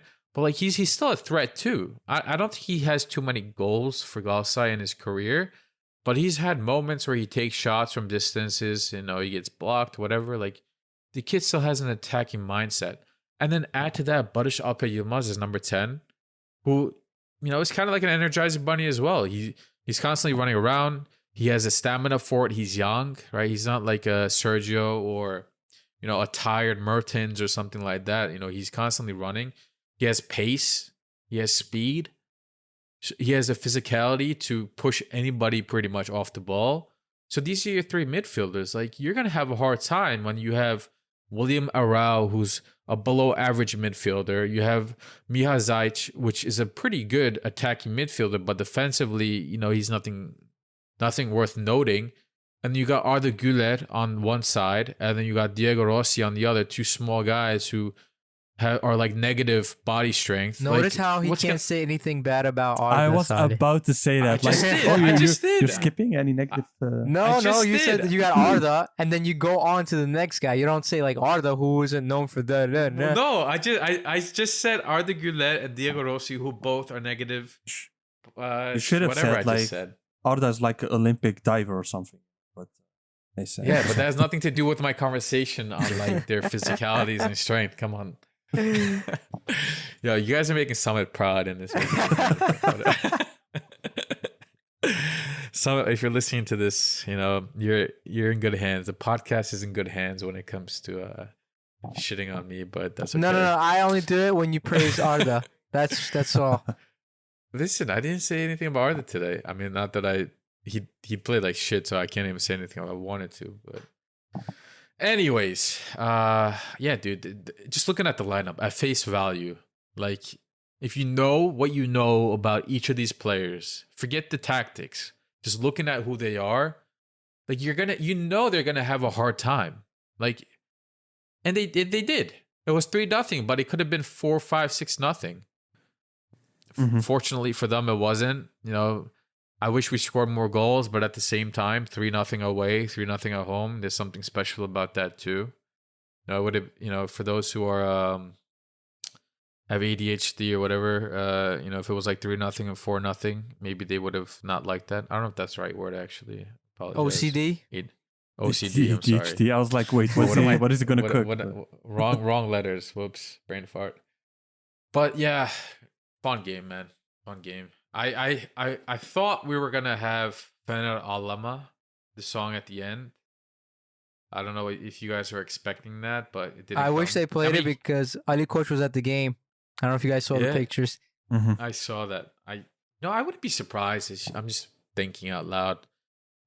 Maybe they talked about it beforehand. They're like, we're gonna be respectful. We already won the championship. You guys already got embarrassed at Giresun when Giresun played Fener Alama at the end of the game. Like we won't do this to you twice. And come to the game, sit down, enjoy. Let's be grown adults here. Because Ali Koç didn't have to go to that game.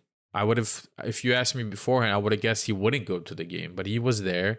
He sat near Fatih Terim with one of the other big guys over there. I respect Ali Koç for going there. And maybe part of the agreement was like, hey, look, just don't fucking embarrass me and my team more than you need to. Don't play Fener Alama until we're out of there. Like I wouldn't doubt it if that was a conversation. Yeah, exactly. Like, hey, don't Don't score embarrass me more right than now. 6 goals, please. Could be that, or just don't embarrass me right now, and next year I'll just continue what I'm doing with my megaphone or whatever. All these statements, etc. Yeah. Oh, man. Yeah. Anything else on this game particularly that we might have missed, or any thoughts we still have? Just thinking about what could I have missed. You know what popped up to my head? When Icardi scored that goal, he went and did the Metin Oktay celebration, put his hand over his heart. Mhm. That Yeah. really like showed me how connected he is to this club. That's one thing that I wanted to touch on. Let's hope he Bro, how could transmits you that not to stay? Yenge too, and that Yenge Yeah, is yeah. convinced. I mean, Yinga has to have a little bit of a heart, right? Like she sees how happy Icardi is over here. And he was like super depressed at PSG. You could see like how much his mood shifted. I never seen Icardi be attached to a team at this level, at this scale, personally. Like I followed Icardi here and there, but you won't see him do like things like this, bro. Mhm. Right? I have breaking news, guys.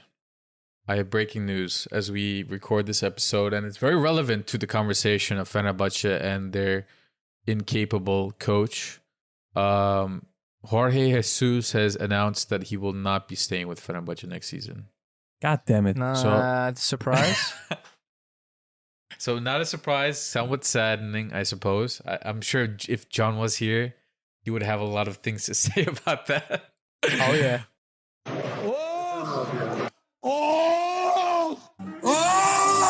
But yeah, next year, next game, Fenerbahce won the cup, the Ziraat Türkiye Kupası, the Turkish Cup. So we'll be playing them again. The Super And Kupa. they won't have the Super Cup. They won't have Jorge Jesus as coach. So May I interrupt you? let's see what really happens quickly? next time. Yeah. How is Jorge Jesus suddenly Latino whenever you pronounce it? Bro, he's Portuguese. you do pronounce the J. It's not Jorge Jesus. It's Jorge Jesus. As far as I know. But at least. I've never heard you say George Jesus. Like It that is either, George. So don't get- It is George. I know, I believe it. I know Yeah. it's like that, but I haven't heard Salih say that. Does he Bro, say that? regularly? we're I tried. surrounded by a lot of, Latinos in New York, so we're just used to when we see a J, Yeah. and we just automatically just say Jorge, Jesus, Juan. You know what I mean? Like That we're is true. just Goddamn Mexicans. That's very true, bro. Thank you. see. I don't Okay. only shit on you. I got you too. See, I got you, bro. It's I not only appreciate attacking. that. Tom. I hear Salih like laugh like quietly as I'm talking. I'm like, this motherfucker definitely just like No, you know what I Is also laughing at really the way like I about you? pronounce You know something. what I also really like about you? Look, I have the same What? struggle too, because whenever I need to read out something in Turkish or have to say something, it doesn't come out too good. Whenever you talk pretty normal pace, and they have to say something foreign, you slow down like by, I don't know, 50% or so. You talk like all fast, and then Ziraat Türkiye Kupası, and then you continue, right? Like nothing happened. It's funny, man. Can't lie. well, thanks for pointing it out. Yeah, look, I like it. Like that's you, yeah, right? no, but now everybody's gonna pay attention to that every time I slow down. I Like, oh, probably Emre this already knew. This or kid's what's going struggling on. right now. They say.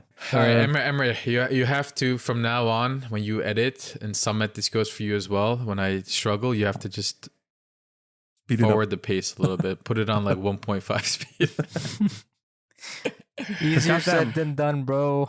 Nah, I'm just kidding. Don't waste the time with that. Listeners will accept me for my faults. That's okay. But yeah, Jesus. But okay. Anyways, yeah, Jorge Jesus, the way that I want to say it is The not fraud. here next season. Is gone. So I think it's safe to say that they won't be playing 3 at the back next game.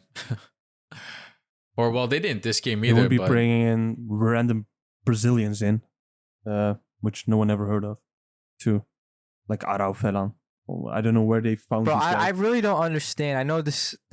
How do you take a second place team, spend 30 to 40 million euros on it, and still end up second place? Dude, that's crazy. All they had to do last season was just keep the coach and add a few star players, and they would have been in a much better place. Yeah, poor management at the end of the day. I mean, look at Manchester United. Look at Yeah. a lot of these big clubs that spend hundreds of millions all the time, and what happens? They're still behind City, they're still behind Madrid, they're still behind Bayern Munich because they just don't have good management. Whoa. Behind Madrid. Madrid, Look, pal. Barca won. Barca were champions. Madrid lost Barcelona. by 10 points I'm as a well. Barcelona I think. fan, but at the end of the day, Madrid is I think they really spend their money properly for the most part. I mean, Okay. Barcelona. Well, yeah, I'm finished not terribly going to last- deny that. Yeah. Like, just wait. I mean, like, I'm not a Madrid fan, but as a third party, as a As a somebody what? from the Third party? outside, Consultant? Okay. Financial consultant? Madrid's gonna spend money. They already are on. Yeah, I mean, Bellingham. dude, their team is like breaking down, right? So Yeah. it's normal. But that team was, dominant to say the least. Very Yeah, dominant. they probably will be dominant again. I mean, they just picked up that young kid, Bellingham or whatever his name is, and they'll Bellingham. probably spend more money on him for striker. Benzema's going to Saudi Arabia, so maybe Harry Kane or somebody else. They are a team to watch out for. Have been to watch out for, but will be even more, in the upcoming years. But anyways, that's not Galatasaray related, is it? Not yet. Maybe next year when we talk about Champions League. And You just If we know play if we get games- into the Champions League, we're going to get Real Madrid in our group. It's always them. Always. Sick of it. yeah, I'd like to see a different face. Well, we did last year with Barcelona, but the one time we get Barcelona, Messi's not there. I guess for good. But as somebody who was at the game, I wish Messi was there. It would have been nice to see him live, right, Salih? Yeah, to see him live and lose, right? It's okay. It's like, maybe. Shall we move on to questions? No, let's talk about the championship celebrations, bro. Oh. You're going to completely skip that, huh? Just like, yeah, we just like I did real life. Ah, shit. Oh, Nah, No wonder. yeah, exactly. Just some context. When we won the game, I went straight out, meet up with friends, basically. While celebrations are cool and all, and of course, the memorable stuff is like shown on Twitter, like how Icardi was screaming out of his lungs, for example. In the end, I didn't fully watch it. I believe it was how many hours again? 2-3 hours. Yeah. But it I was a didn't go while, through that. dude. It lasted Yeah. a long time. You know what? I'll say this. Popular opinion, maybe, but it was a terrible celebration, if you ask me. Like, everything looked so disorganized, from like setting up the stage, even the hologram that they had, the projections where they were going to bring out the lion. It was so bad they scrapped it immediately. And John was at the game. He was saying how they didn't even see it because it was not actually like projected. It was on screen. And so it was so bad they just completely like scrapped it and just went on about their day. And what also annoyed me is like during Mustafa Cengiz's era and our championship, there was room for players to move out and walk onto the platform, right? But then this time around, everyone is just near them, just like it's crowded. It felt so rushed and disorganized. Would you guys have preferred that they not do it that day and do it the day after, or do it before the Fenerbahçe game where they had more than enough time to set up the championship celebrations? Anybody? I'm just thinking like I don't know if there was enough time before this Fenerbahce game to organize everything, and the players were, some of them were celebrating, doing their own celebrations. Some of them were, they had like two-day izin, to go somewhere else if they wanted to. After the Fenerbahce game, would you? After is also tough because we have to start the season, next season's preseason trainings and all that early. I think at the end of next month or something like that, or maybe at the end of this month actually. I forget, but we don't have a lot of time. I think the idea was, okay, last game, play it, and everybody go on their vacation immediately because everybody has to be back soon, and we don't want to waste any more time. Like, because fortunately, I guess we had an extra couple of days compared to some of the other league teams because we had bye the last week. But I think while you have everybody there, it made sense in theory. Like, okay, let's just do it then and there. People already spend a lot of money on these tickets to watch the last game. Might as well celebrate it and move on. I guess, in theory, it also was a fun idea to celebrate winning against Fenerbahce. I guess they thought that we will. And the celebrations after, this Fenerbahce game was kind of like an appetizer for the fans, before the actual celebrations. We got a little one versus Fenerbahce, the 3-0. But, yeah, it could have been better, Emre. I agree. I think last championship with Fatih Terim and Mustafa Cengiz, that was a really nice stage. Like the players had like their names and stuff on screens. Like they had like little TV screens next to the entrance, where they get out. They had a really nice walking path that was also lit up with screens, and it looked really nicely set up, really professional. Yeah. And this one was very meh. But you Not can't blame him professional. though. Like you can't blame him though, because the game finished and you don't have a lot of time to set all that stuff up. God knows how long all that took last time around. Like it's probably like a full day setup. Like you have an hour or two to do this. Yeah, that's difficult to do. Like you need machinery and multiple people, all that. Yeah. What I wanted to say on this, look, even though again I can't comment too much on quality per se itself or whatever, but I do feel like it would be personally just a lot cooler if it was more like a parade thing. That there's the bus with it, like what you see in most countries, right? The bus just going through a certain section of the city where people can actually line up, right, party that way together. While it is cool to do it right away while everyone's there and the hype is, I guess, the same, yeah, still right there or active just after a win. I personally would prefer, I think, a parade. It would be different, cooler to, have a specific date. I don't know how many days after the last game they would do it. I'm not sure on that normally, but I think that would be cooler and a bit different. But that's my take, of course. Yeah. I don't know, like, what you guys would think about it. Of course, there are pros and cons to both things. But a parade in my end wouldn't hurt. I think that's pretty cool. You see that a lot of teams. In Spain, England, Italy, I think not so. They just go to a certain square and they just place a, not a stadium, what do you call that? Theater? Something that, looks like a concert type thing. That would be cooler in my opinion. Because like Yasin said, within that 1-2 hours, he's right. It is hard to... It's not enough time. Pull that off perfectly. It will be, because it's made with a lot of haste. It won't be as refined and good. These moments should be memorable. It wasn't all bad. I really liked the Graham Souness tribute where he came out with the flag that he planted down against Fenerbahce. That was really nice, though. Really nice gesture. I was hoping maybe that they would do something with Fatih Terim as he was there as well. But I can understand why they didn't, because Fatih Terim is just a big household name. They probably didn't want him to overshadow Okan Buruk. That's what I'm just going to give it the benefit of the doubt there. Mm-hmm. But, I love Fatih Terim like my own Baba. It was nice to see him at the game, though. But yeah. What did you guys think of Icardi's celebration?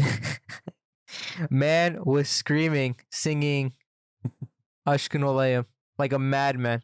He killed the song, but he came out with Simge. I don't know, Memorable. that might have upset the Yenge a little bit. Is she gonna use that in her transfer negotiations now? Like, I want her canceled.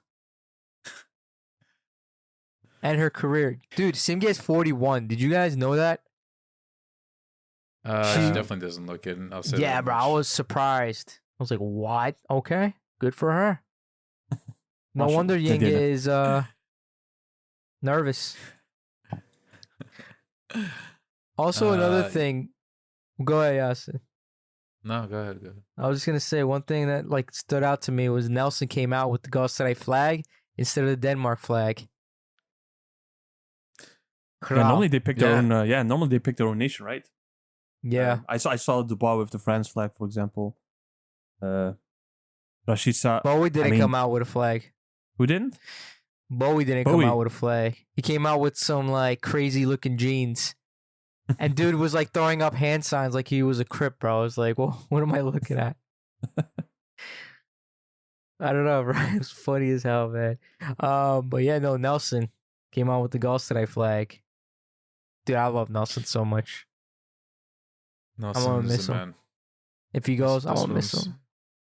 Yeah. He's a Well- mensch, right? He's a Mensch.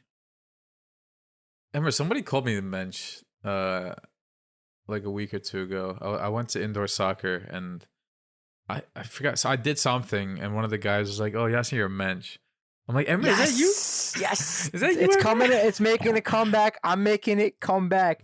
That word is making a comeback. Let's go. It was like an older guy too. So I'm like, maybe he knows it from back in the day. Exactly. They still use Oh, it. you're a mensch. Yeah. What did you do for him to call you a mensch? I brought beers the week before in a cooler for everybody to have. Well, Kerem was didn't like technically that. my It was technically my responsibility. We switch every everyone week. Somebody brings- brings like there's like 18 players and everybody brings it once every Gotcha. 18 weeks or so. What do you bring? A So it was bud? my turn. Corona and Stella, whatever was at Costco, or, the warehouse. So I didn't pick and choose. I wasn't even there that night. I was not feeling well, so I dropped it off. That's what I did. It was my turn. I didn't play that night, so I went there early. I dropped off the cooler and then I left. And then the next time I came, he was like, "Oh, Yasin, you're a mensch for bringing the beer." Was And it he a your turn. Jewish guy by any chance? He might be actually. I think he might be. Oh yeah, Why is because that? I know it's a Jewish term. It's a Hebrew term Yeah, I think Our he Hebrew might be, word. actually.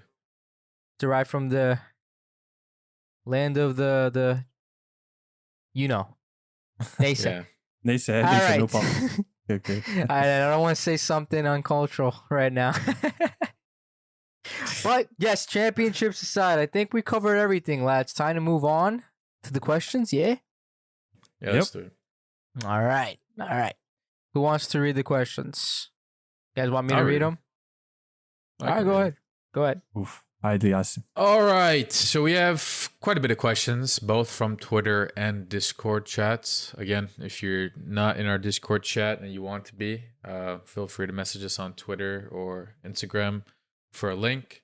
We have a little community going on. We talk about, games during the game, match threads. People play actual games together, Call of Duty, Diablo, whatever, CSGO, whatever you want to play. There's usually people that play. You can always ask. So first question, I'll start with Twitter. It's from Erdinch at EB1905_3280. Erdinch, thank you for your question. He has two of them.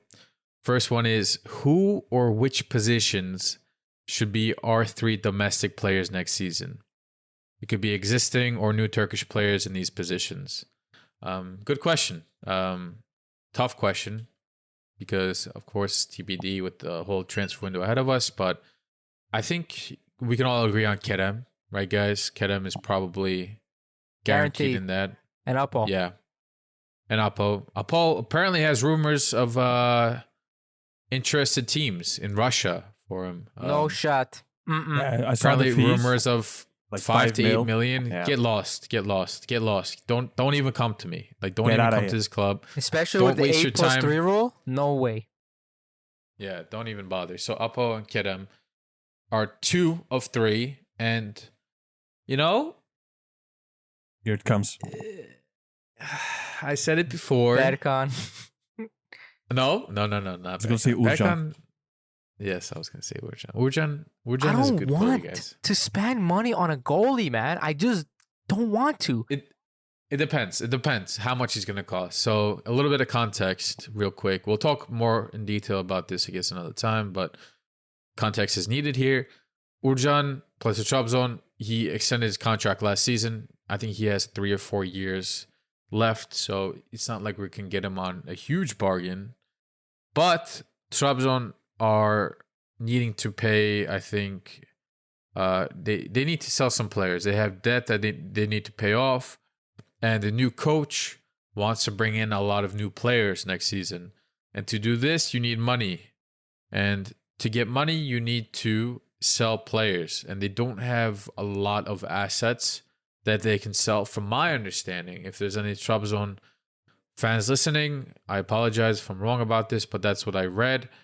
And yeah, so Urcan is an option. The problem with this is Urcan is, I believe, their captain. Maybe primary, secondary, or tertiary, I'm not sure, but he's an important player there. And Trabzon fans would hate to sell him to us, one of their rivals, right? I'm not sure how much it's going to cost. I've read, they might be willing to sell between 6 to 10 mil. Apparently, there's interested teams in Europe. I don't know if that's a smokescreen to increase our offer. But man, he would be a guaranteed spot, guys. That's why I bring it up, because I love Muslera more than anybody else. But Muslera is getting older. Muslera didn't have the best of seasons this year. He was still very good, but he didn't have the best of them. And he unfortunately got injured. It was a freak accident. It's not because of age. It was just a freak accident. He got hurt. He came back very quickly for his age. Huge props. But I think we really do need to start thinking about life past Muslera. He has He has one season left. Are we going to extend him next season? After next year, some finishes? Or are we going to move on? And if we don't start planning what we're going to do after that season's done, then we're going to be more inclined to give him another contract extension, because we don't know what the next best option is. And That's if you the have problem. if you have a Turkish goalie that's available, potentially, when I say available, we can negotiate and buy him, and he's at the level that he is, a milli takım goalie. He's 26 years old, I think, 27 maybe. And he has had European eyes on him in the past. Goalies can play, as Muslera can tell you, for a very long time. If we get Urcan at 26, 27 years old, he can play at least 3-4 years, good years with us, barring any crazy injuries. And you can still sell him too. If you buy Urcan for 6 to 10 mil, let's say 10 mil max, right? If you buy him for 10 mil, you don't think you can sell him for at least that if he plays very good? And, we don't have to think like a business like Fenerbahçe all the time, but if you put 10 million, if somebody told you back when we bought Muslera, this goal is going to cost you 10, 15 million, in hindsight, is that not worth it and more? Like for 8 to 10 mil, if you can buy a goalie that's Turkish? No, it's not worth it for me.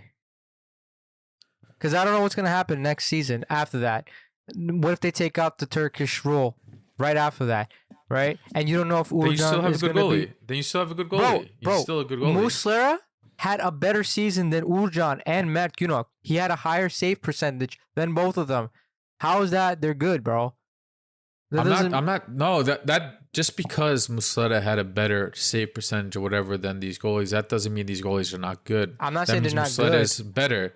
But look, I'm not saying Urcan is going to be better than Muslera next season. What I'm trying to say, I don't think we need a new goalie. I think we can get by with Muslera still. Like, I think it'd be a waste, if you ask me. For sure. I agree, by the way. I'm not saying we should go do it, like 100%. I think we should consider it, and I think we are. But if the demands are too high, and I think 10 million is probably too high, then, we have to think of something else. And the problem is, like, what options do we have, realistically? Like, let's answer the question here, okay? Forget Urcan then. What's the third player for you guys? Both of you answer. I'm curious. Bro, I like Kazımcan. Like, we made it work. At this point, we made it work. I don't see why we couldn't make it work from this point on. Like, we still have a few Turkish players that we can utilize, and they're not bad, and they're only going to get more confident as time goes on. Our team are going to mesh even more as time goes on. I feel like we can deal with what we have now instead of, would you rather, let's say you had 8 million to spend, that 8 million can bring you Icardi, but you have to think about the keeper. Would you get Icardi or would you get Uğurcan? Which would you go for? Well, for of course Icardi. Of course Icardi, but that I mean you can't look at it like that because you don't know that that's the case. Like it's not like, okay, you have 8 mil and it's either Uğurcan or Icardi. That's not the conversation, because we're gonna have more than 8 mil if we bring in the money that we're apparently gonna bring in. Let's say the rumor, for example, is we're gonna sell Sacha and Nelson for at least 40 million combined. That's not what like. They don't want to sell both.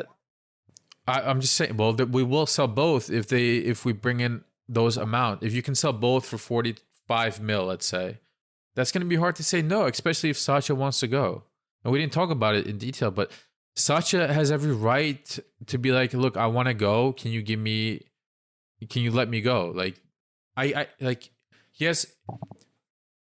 I can't argue if he wants to go either. Like, if he just got called up to the French national team. Like, it makes sense for us to keep him, of course. Like, if he's worth 20 mil today and he continues to grow out the way he's growing and improving and he plays in Europe, of course he can be worth 25, 30, 35 mil next year easily, right? But, you know, it's hard if Arsenal come knocking and Sacha's like, God damn, like I'm French. Like, Arsenal, a lot of French fans love Arsenal because of Thierry Henry and Arsene Wenger and all that. He might want to play for Arsenal, and they're doing well under Arteta. No, like, the thing is, bro, I get that. I'm just saying, even if it's not Icardi, bro, it's for like a position that you would rather have more quality in than just filling it because you need a Turkish player, right? Because let's say you do get Uğurcan, and he turns out to be absolutely terrible, because let's face it, our luck with keepers when they're Turkish have been horrendous, and that's my concern. That's why I would rather spend that on like more quality than just fill. Like, if you were to ask me, well, I'd rather get Matt Mulder. I'll like take a chance on a player that needs some, Florida water, some rehabilitation, like him. I think he'll be cheaper. That's what I'm saying. Like, I wouldn't go for Uğurcan, not for 8 mil. Sorry, if they give him to us for like 4 or 5, which I highly doubt it, but that's the only way I'll do it, because I don't think there's any player out there right now that would give me the confidence that they're worth 8-10 million, euros, whatever Trabzon wants. They want the whole stadium named after them too at that point? Like, what the hell? That's a little bit ambitious from them, if you ask me. Okay, you guys had quite a go, right?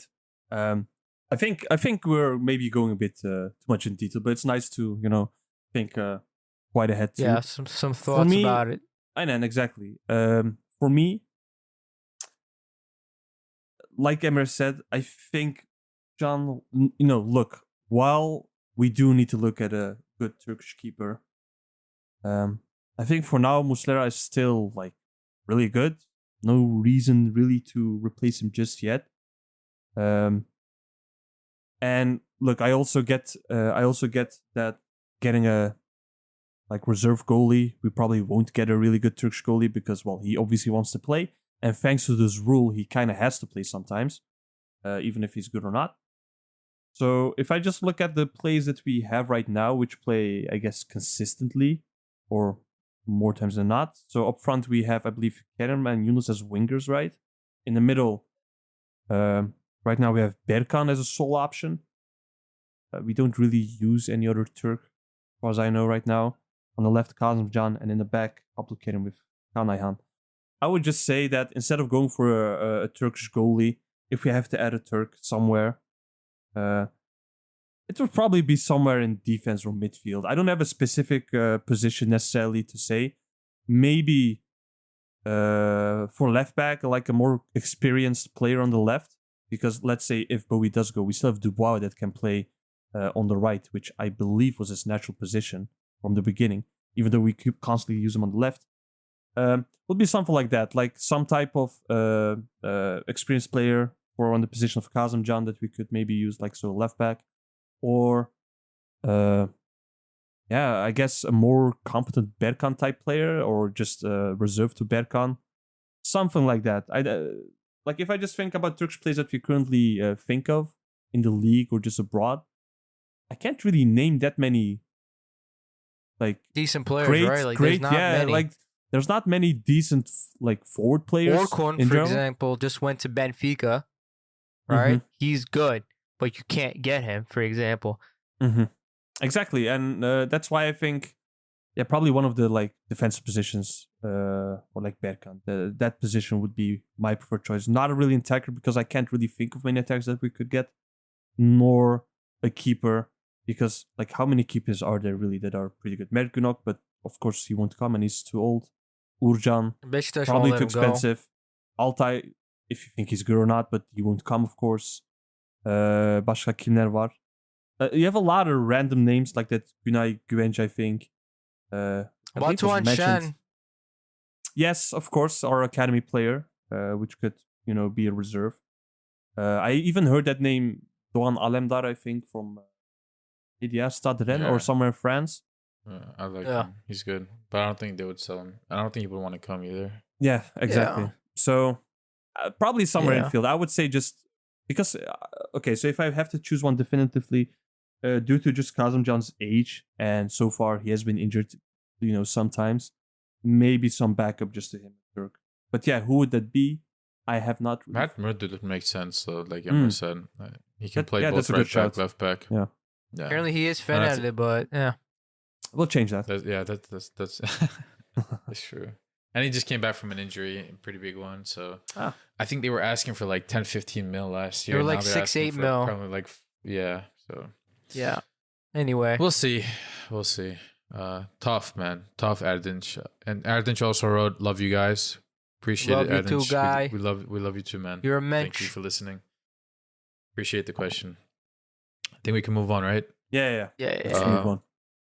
Oh, he also asked, what would you think about replacing Muslera with a Turkish goalkeeper? we just went over we that, talked about that, so we're good with that. Next question is from Kadir Kayhan. Kayhan, interesting last name. Also on Twitter. Thanks, man. Who do we sell and buy? Who is your favorite? Who is your favorite bold Galatasaray player? And it can't be Hasan Şaş. Let's start with the second question first. I think, The first Go one ahead. is just too broad, I would say, right? That's like so we'll hard have to like a answer. separate episode for that where we talk Yeah. more in depth. The second one, who's your what? favorite bald Galatasaray player? Is Burak Yılmaz considered bold? No, he's not. He's With had us? bold moments. Yeah, he but had moments, but he's- yeah, not really. he's not actually bold. For me, it's May I Feguli. start? May I start? Oh. I'll just Go ahead, go throw in a legend of the game. He played one season, Romanian left back. Yasin Latovlevici. Latovlevici. Amount of crosses he put in. That's all he did, right? If he had a PlayStation controller, those memes with Robin, it's just what was it again? Just sprint or whatever. Man. With him, it's just square. It's just crossing. That's it. That's all he did. Oh, what a legend, man. Man could be in our own half, bro. He would cross from there. Oh man, he's a mensch. Let me use that again. He's a mensch. Okay, so for Gulli, him, and what do you have? This is a bit of a cheat code, but Schneider was bald and he got a hair transplant. But wasn't he going bald at one point? Yeah. He is. He's pretty damn good. Umut Bulut deserves a shout out. My guy had the most unique hairline, but he was definitely He considered still bald. plays, right? Is he retired? Nah, he yet? I think retired, still I think. Oh, he did. I think he Recently, retired. I think. Mm-hmm. Yeah. Okay, Damn, so Hope Cloud. Anyway. Hope Cloud. Yeah, I know. Yo, he is like, he hates Fenerbahce. I think he's the player that scored the most goals against Fenerbahce. I remember reading a statistic like that. That's crazy. Opta John would know. After John. All right. Yeah. I went over that. There's definitely, yeah, okay. Next one is from DZ at DZ26. He says, what type of stopper do we need after Nelson is leaving? Oh, okay. So assuming Nelson leaves, what do you guys think? You I'm guys go thinking, do first. we also talk about this, about the transfer season rumors, who's going to leave? Do we also leave this question for that? Like, so we can go into more detail? Sure, we Because could do that. like but my short answer would be like someone identical to Nelson, pretty much. But what would that be? Like, what is identical? What's his playstyle? We could maybe talk a bit about that as a defender. Like, obviously, when you compare him to Abdülkerim, he's not the same type of defender. He does Right. differently. You yourself use a word for him, like a nickname or whatever. Whenever you talk about Nelson, like he's the something man. Yeah. You remember? It's not coming to me. Okay, Nope. he's the insurance man, right? He's the That's what I insurance always say. policy. Exactly. Like he's the one. Whenever Abdülkerim or whoever goes forward, he's the one that's pretty much always in the back and making it safe. Just like what's Ankaragücü or Sivas, like from that one defensive position, he just turned it over and that pretty Yeah. much turned into a goal, right? Stuff like that. Mm-hmm. Yeah. But yeah, that would be the type of stopper, right? So someone who is more risk averse, definitely, like who doesn't take as many risks. It's just more of a, you feel safe with him. He's so you can smart. defend He it. uses his mind Mhm. to position himself well. That's the type of stopper. Mhm. Or like center back for me personally. Yep. Don't change what's not broken. And he has to be Yeah. good in the air. Like Nelson wins like all his air duels basically. It's also true. Yasin? Yeah. I mean, I agree. I think just somebody solid, somebody you can count on back there. It doesn't have to be the most creative, Most flashy, nothing, right? most flashy, but just a leader in the back that can kind of work well with Abdülkerim.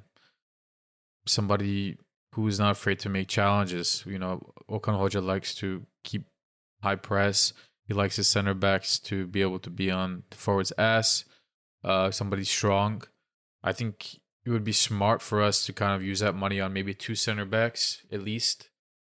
Somebody that we can count on in 11, and also somebody that we can, rotate. Maybe somebody of a different style, actually.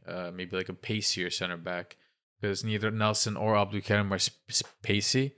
I think if we can kind of mix it up and have options for different teams that we play, especially in Europe, I think that would be nice. Like 2 solid center backs that can kind of compete alongside each other, and Abdülkerim would be a nice investment of that We money. have Matthias Ross, for We example. have Ross, we have Emin Bayram, we have Metehan Baltacı. Metehan coming back. Samet would get mad if we didn't mention their names. So, no, rightfully so though. They're both good center backs, and I expect Emin or Metehan or both to make a sıçrama next season. Improve how they play and make a burst, I guess is the English word for it. But I expect them to improve and impress next season. The question is, will it be enough? And the second question is, do we risk it? Do we just hope that they elevate to the next level to carry us? And the answer for that for me is no. If we have aspirations to do well in Europe and win the championship again, then we have to we can't play risky. We have to bring in quality defense. So yeah. If that's that, moving on to the next question from Ender Tash at Ender Tash 1. He says, should we really buy Rashica if the price tag is more than 4 million euros? All right, can I take this one? Yeah. I don't know what it is about Rashica that people are seeing like 5-6 million euros to be a lot for him. Maybe because he's from like Kosovo or something. But my brother in Christ, you guys are not going to find a player like him for less than 10 million euros. I'm telling you, he is one of the most consistent wingers out there. This guy is worth over 10 million right now in transfer market or whatever his like current value is, and Norwich paid a good hefty amount of money for him because he is a pretty good player. And you're not going to find someone who's defensively capable and hardworking as Rashica, who doesn't complain about not playing and doesn't have like an ego. And he's happy here. So I would definitely pay more than 4 million. I would pay like 6, 7, even though Summit would probably disagree with me. But I would definitely pay for that. Brother, and he's still young, so he still has some resale value. If you like show him off in Europe, bro, you're gonna get that money back easily. So I would definitely take him for that. And okay, and what were you saying again? Like, what would then your max be? Because he just says, should we pay if it's more than 4? But yeah, what is more than 4? Like, there's no limit to it. What would be your limit, basically? Like, you would say, okay, 10 million is maybe too much. Example. I would pay like 7, 8. Personally, for him, I would pay that much because he works. He meshes with the club. He meshes with our play style. Mm-hmm. And I don't know, like, what are you gonna do? You like if you don't buy him for 4 or 5, and you go buy another winger that's completely terrible, who has no compatibility with our club, and then it's gonna be like another Gomez situation where you didn't pay that extra 1 or like $2 million or euros, and you end up spending way more than you would have if you had just like paid that extra mil or 2 mil to buy or to keep Gomez, right? That's why I'm just saying, like, we have a player that meshes well. He has done well with our club, and he's cheaper for what he's worth, like what he actually brings to the table, especially his like for his like young, he's still young, bro. Mm-hmm. So I that's what I think about that personally. Yeah, I think we should keep him. If you have to pay, 6, 7 mil, I would do it because it's important to keep your team as similar next season as possible. Okan Hoca said this many times. That's why he doesn't even want to let go of both Sacha and Nelson, because the more you change your team, the riskier it gets. I mean, you can argue back to me and say, look, how about last season, this season? We completely changed our squad from last season. But that was good. We needed to, right? Because we wanted to do the complete opposite of whatever last year was. If we want to replicate what we did this season, then you need to retain as much as you can while adding quality on top of your weak areas. Rashica is a player that doesn't complain. He, knock on wood, that hasn't really gotten injured, any major injuries. He takes care of himself. He attends all the practices, is what they say. This is not what I'm saying. This is what their, journalists are saying. His wife loves Istanbul. He loves Istanbul. We previously talked about how do you say it? Salih, Kosovo, Albanian? Is that what the word was? Yeah, the Albanian. So he's from Kosovo, but he's considered Albanian. He likes this city. So if you find a happy player at that age that wants to stay in Istanbul and play for you, you keep him because he can play both wings. Throw him in the midfield at number 10 to just keep teams busy if you have to. Like, he will play. And if you put him on the bench, I doubt he will complain as much as other players will either. So for me, he's a must keep. Yeah. And you can argue saying Zaniolo is better. You can bring another winger, blah, blah, blah. But rotation is important, bro.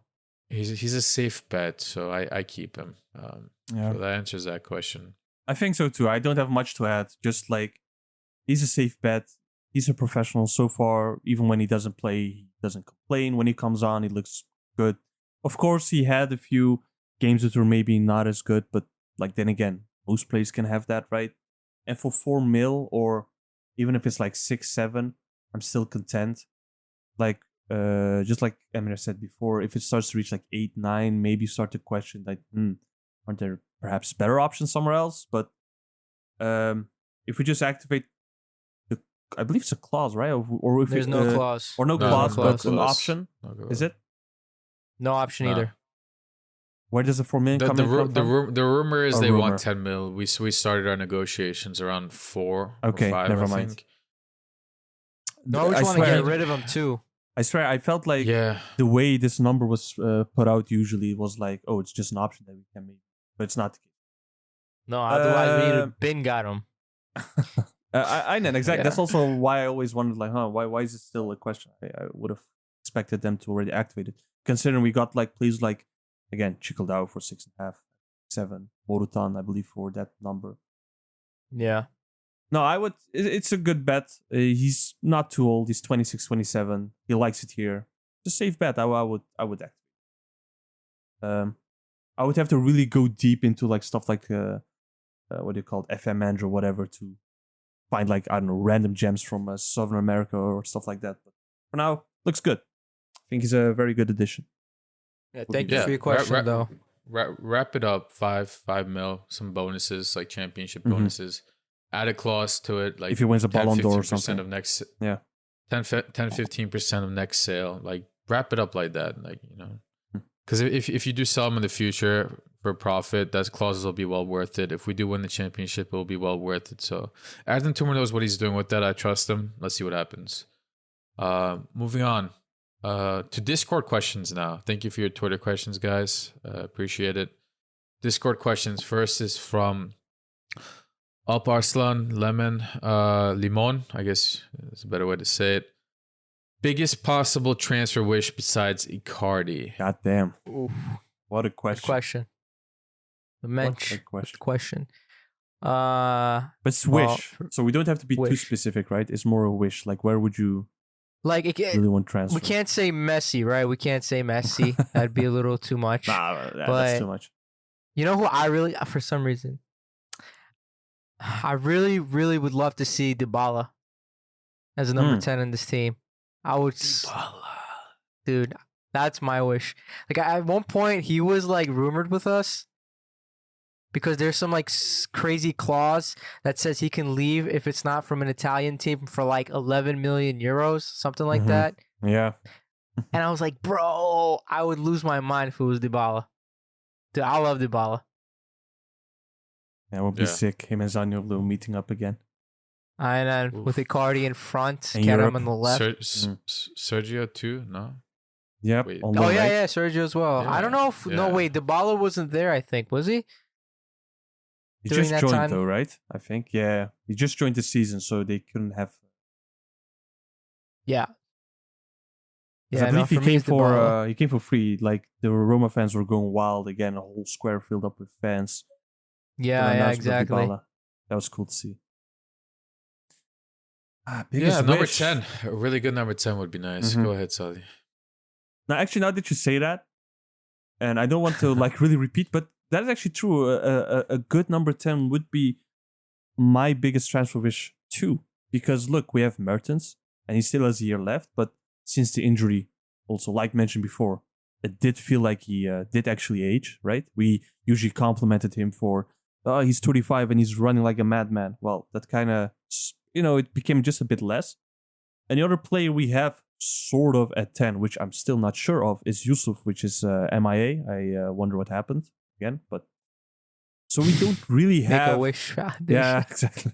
We don't really have a set younger 10 because Mertens is not going to get better, obviously. He's going to become, well, worse and worse slowly. Yeah, decline. Decline. It's normal because he's 36. So at 10 is actually the only position that if you want to continue in this playing style that we would really use. The player, however, you said Dybala, which is a good shout, but I would, again, go into detail and stuff. We'll probably do that in that next episode or another episode where we talk about transfers. And we'll deep The dive first in thing that. that came into my mind. No, it's a good. First It's of course, first of all, good player. Plus, like you said, we were mentioned. We were rumored to him at some point for a little Yeah. while. Yeah, specific player, Sade. Mhm. Vámonos. Right. Yeah, Yasin, did you already say what you had in mind, or? No, I mean, I don't have a player specifically in mind. I think number 10 Alright. is the most important position. Somebody that can really score goals and make nice passes and just really let the midfield flow even more Mhm. would be ideal. I would have loved a player like İlkay Gündoğan, but that's not happening, unfortunately. Well, maybe. I think I saw a rumor or like a interview question or whatever answer to, what was it, Di Marzio or Fabrizio? He's like, I haven't decided what I'm going to do with my future yet. So the Barca rumors might not actually happen. So we'll see. Maybe Arden Tumor pulls off a little miracle. But yeah, That'd be sick. But I feel like it's A wish is a wish. it's a wish. wish is a wish. I guess. And if Yeah. it's not number Yeah. 10, because we also had number 10, if it's not number 10, it would be a player for the Sergio spot, actually, I would say. Not that Sergio's not good, but sometimes he can be inconsistent. not enough and, for Europe. and if I do have to make a wish, well, a better Sergio would be my wish. So, No specific name? Again, hard to play, like a deeper creative player, I guess, who does pop up in the box. It's kind of specific. I would, again, probably check out. Because there's so many names, I wouldn't know who to really mention. Yeah. They're like, bro, I'm going through, because, whoa, my voice. I'm going through, like, because I do visit, like, SofaScore or Transfermarkt quite often. And I'm going through these players, but all I see is, like, a name and, like, their contract date, which is, like, 2027, 2026, which are all, of course, will be very hard to get if they're coming from a top 5 European league club. Because they're going to ask astronomical fees. Well, this is a usually. wish. Let's say you can get any player you want in that position. That's what he's asking. I think True. we're going a little bit too much into like detail. Yeah, Like just a random player that you really want. Thank you. Goddamn. I It mean, would if be you really don't have cool. one, but Okay, really number eight- impossible, but like okay, this is of course impossible, never gonna happen. But I think like Casemiro at that position, that would be really cool. Casemiro. Yes, defensively Isn't really Casemiro good. more of like a CDM?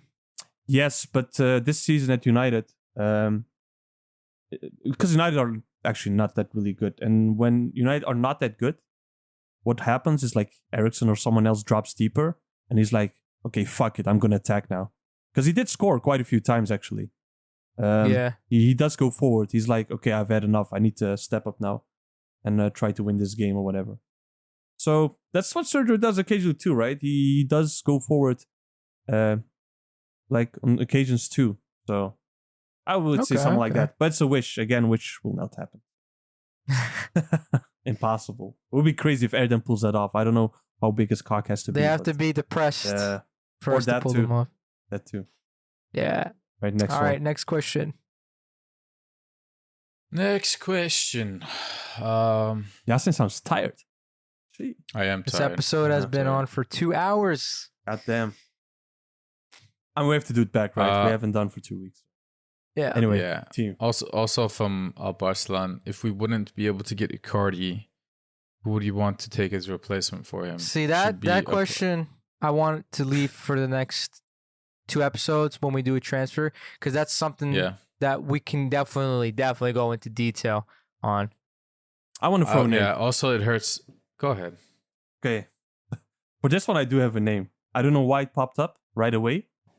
But so if we don't get Icardi right away, who will be in this replacement? That is possible to get. Again, need to be able to get him. I think a player that left this year, Madrid, Luka Jovic. He went for free to Fiorentina. Also, like Zaniolo, has been, I guess, not really feeling that well at Madrid. I guess the expectations were a bit too high. Just hasn't lived up to it. And his contract was really short term. I think he only signed for 1 or 2 years. And as a striker, I know from what I remember in that breakout season is he's pretty like 2-footed. He can head a ball. He's like Icardi. He doesn't maybe dribble as much with the ball itself, but I do know that he brings other players, and he's like a smart player, right? He brings other players into play as well. And that's what Icardi does too. So age-wise, looks good. I mean, he's Serbian, which is maybe a minus, but the rest, looks good. So could be. It's All right. possible, of course. It's possible. I don't know what the fee would be for just a 1-year contract still, but I think that one just popped into my mind out of the blue. Could be. That could be fun. Yeah. They got him for free apparently Yep. last year, so I'm sure if they do want to release him, they wouldn't ask for too much money. Yeah, the thing is, now that you say about the contract, they gave him like this Getson contract. Like he went for free, but the sell-on clause is like 50% goes to Madrid. So that's how they apparently did it, from what I remember. What Fabrizio tweeted back at the day. Okay. Anyway, let's see. All Who's right, next? we will talk more about transfers another time. Colossal from Discord Appreciate you, bro. Thoughts on Okan Buruk's comments about Tillmans? Is it almost guaranteed? Shit. Well, unfortunately, since this comment or question has been posted, Tillmans has gone to Aston Villa, right, guys? Yep. Aston Yeah. Villa for free, GGs. of course. Yep. So that won't happen. This is what we get for not releasing a podcast in a timely manner. He already went to Villa, unfortunately, so no way of us getting him. Even though I really like the comment from Okan Buruk, where he did it in his English, like Tillmans come to Galatasaray, right? But He's like, let's start the train. the trend. Mm-hmm. Yep. Yeah. it feels If we don't bad. get him, look, I'm not sad about it because remember we were all like upset and like depressed when we weren't able to get Grilic. Then we went and got Torreira. Yep. So And Belotti, same thing. and Belotti, exactly. So So you're saying faith in Her Erdem. şeyin hayırlısı var. yeah, All right. might be the better thing in the long term. Yeah. So next question. Yeah, next question is from Ultra5. How do you think our season and transfers will look like if Erdem Tumor did not take control of our transfers and Cenk Ergün would keep on doing them? You know, basically, for context, Cenk Ergün started our transfers this past window last year. And after a couple transfers, maybe a couple weeks or a month or so, Erdem Tumor took full control and just did everything on his own. And that's when we got some of these bigger names like Torreira and Mertens and obviously Cardi and Rashica. Very good question, Ultra5. Who wants to go first? Let me just put it this way. When everyone is praising you and calling you a magician, then you know that you are pulling something off that most people aren't going to pull off. So we most likely would have not gotten some of these players for sure. So I think we would have gotten some of them, but we might have ended up paying way more money than we would have had to. Like paying $750K for Icardi as a salary. Ridiculous. Like everyone's losing their minds over it. Like how could someone do this? I'm pretty sure Cenk Ergün wouldn't have been able to do this personally. But yeah, that's my thoughts on it. Cenk Ergün is the guy who gave, and look, no disrespect to Sergio, he's a good player, but he's the one that gave Sergio that contract. And in Was the it way I really? understand it, I believe so. Sergio Sergio our was first one of transfer, our and earlier transfers, right? I think he yeah, came I'm pretty after sure that was Abdülkerim. Cenk. Hazard. Yeah. But like I also understand why we gave Sergio the contract we gave him. He was essentially making that same money at Porto, and Porto wanted him gone. And the only way that he was going to be convinced to leave Porto's contract that he had was for at least something similar, and we gave him that plus an extra year. So he just pretty much got guaranteed an extra year of his already very good contract. And I guess we got him for the cheap, I guess, if you want to call it that, from Porto. He's still a very good player. Again, don't get me wrong. But it is a very wage-heavy contract, which might bite us in the ass in the future. I hope not, but TBD on that one. Yeah, the worry Yeah, with him is mostly like besides his wage, right? It's also his age because again, he's 30 when he joined. He's not gonna really become that much better. He's just gonna decline, and we've seen it more often times, right? With other players that we had in the past, Fagulis last year or Mariano. These older players who in their last year just so bad, you know. Not that they maybe don't try as much, but it's also just age catching up with them. At some point, you're just not going to be that good. And if you still earn a shit ton, how are you going to get rid of them? You can't. They're dead wood because they're no use for you at that point, but also not for other clubs. So you're just stuck with it. Then you're what are you then going to do? That's the main worry. And after that, it got much better, of course. Erden took over. Yeah, thank God So he did. yeah, And justified. I think justified. Don't mind. yeah, it's gonna be exciting to see what Eden does now that he has full control from, second one and with the season that we just had. So, guys, just we'll talk about transfers again, but you're gonna see a lot of names. You're gonna see a lot of different rumors. Yeah, stay optimistic. Yeah. I think we'll figure it out. Next question last question is from Mita. How do you realistically see our European campaign going, considering we'll most likely be losing some key players like Sacha and Nelson? do you think a strong Conference League campaign, for example, would be considered a success? I feel like any European success is good success in our name, but if we are able to manage this team well and add players that won't make us miss players that leave, I don't see why we can't go further in like Europa League, for example, and go really far.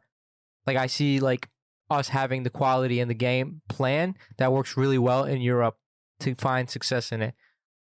I think no matter what, we'll probably be doing well in Europe. Hopefully, I don't eat my words, but I have a lot of trust in Okan Buruk and the core players for this team. If we are able to keep a lot of our players and replace those that leave with like decent players. That's my thoughts.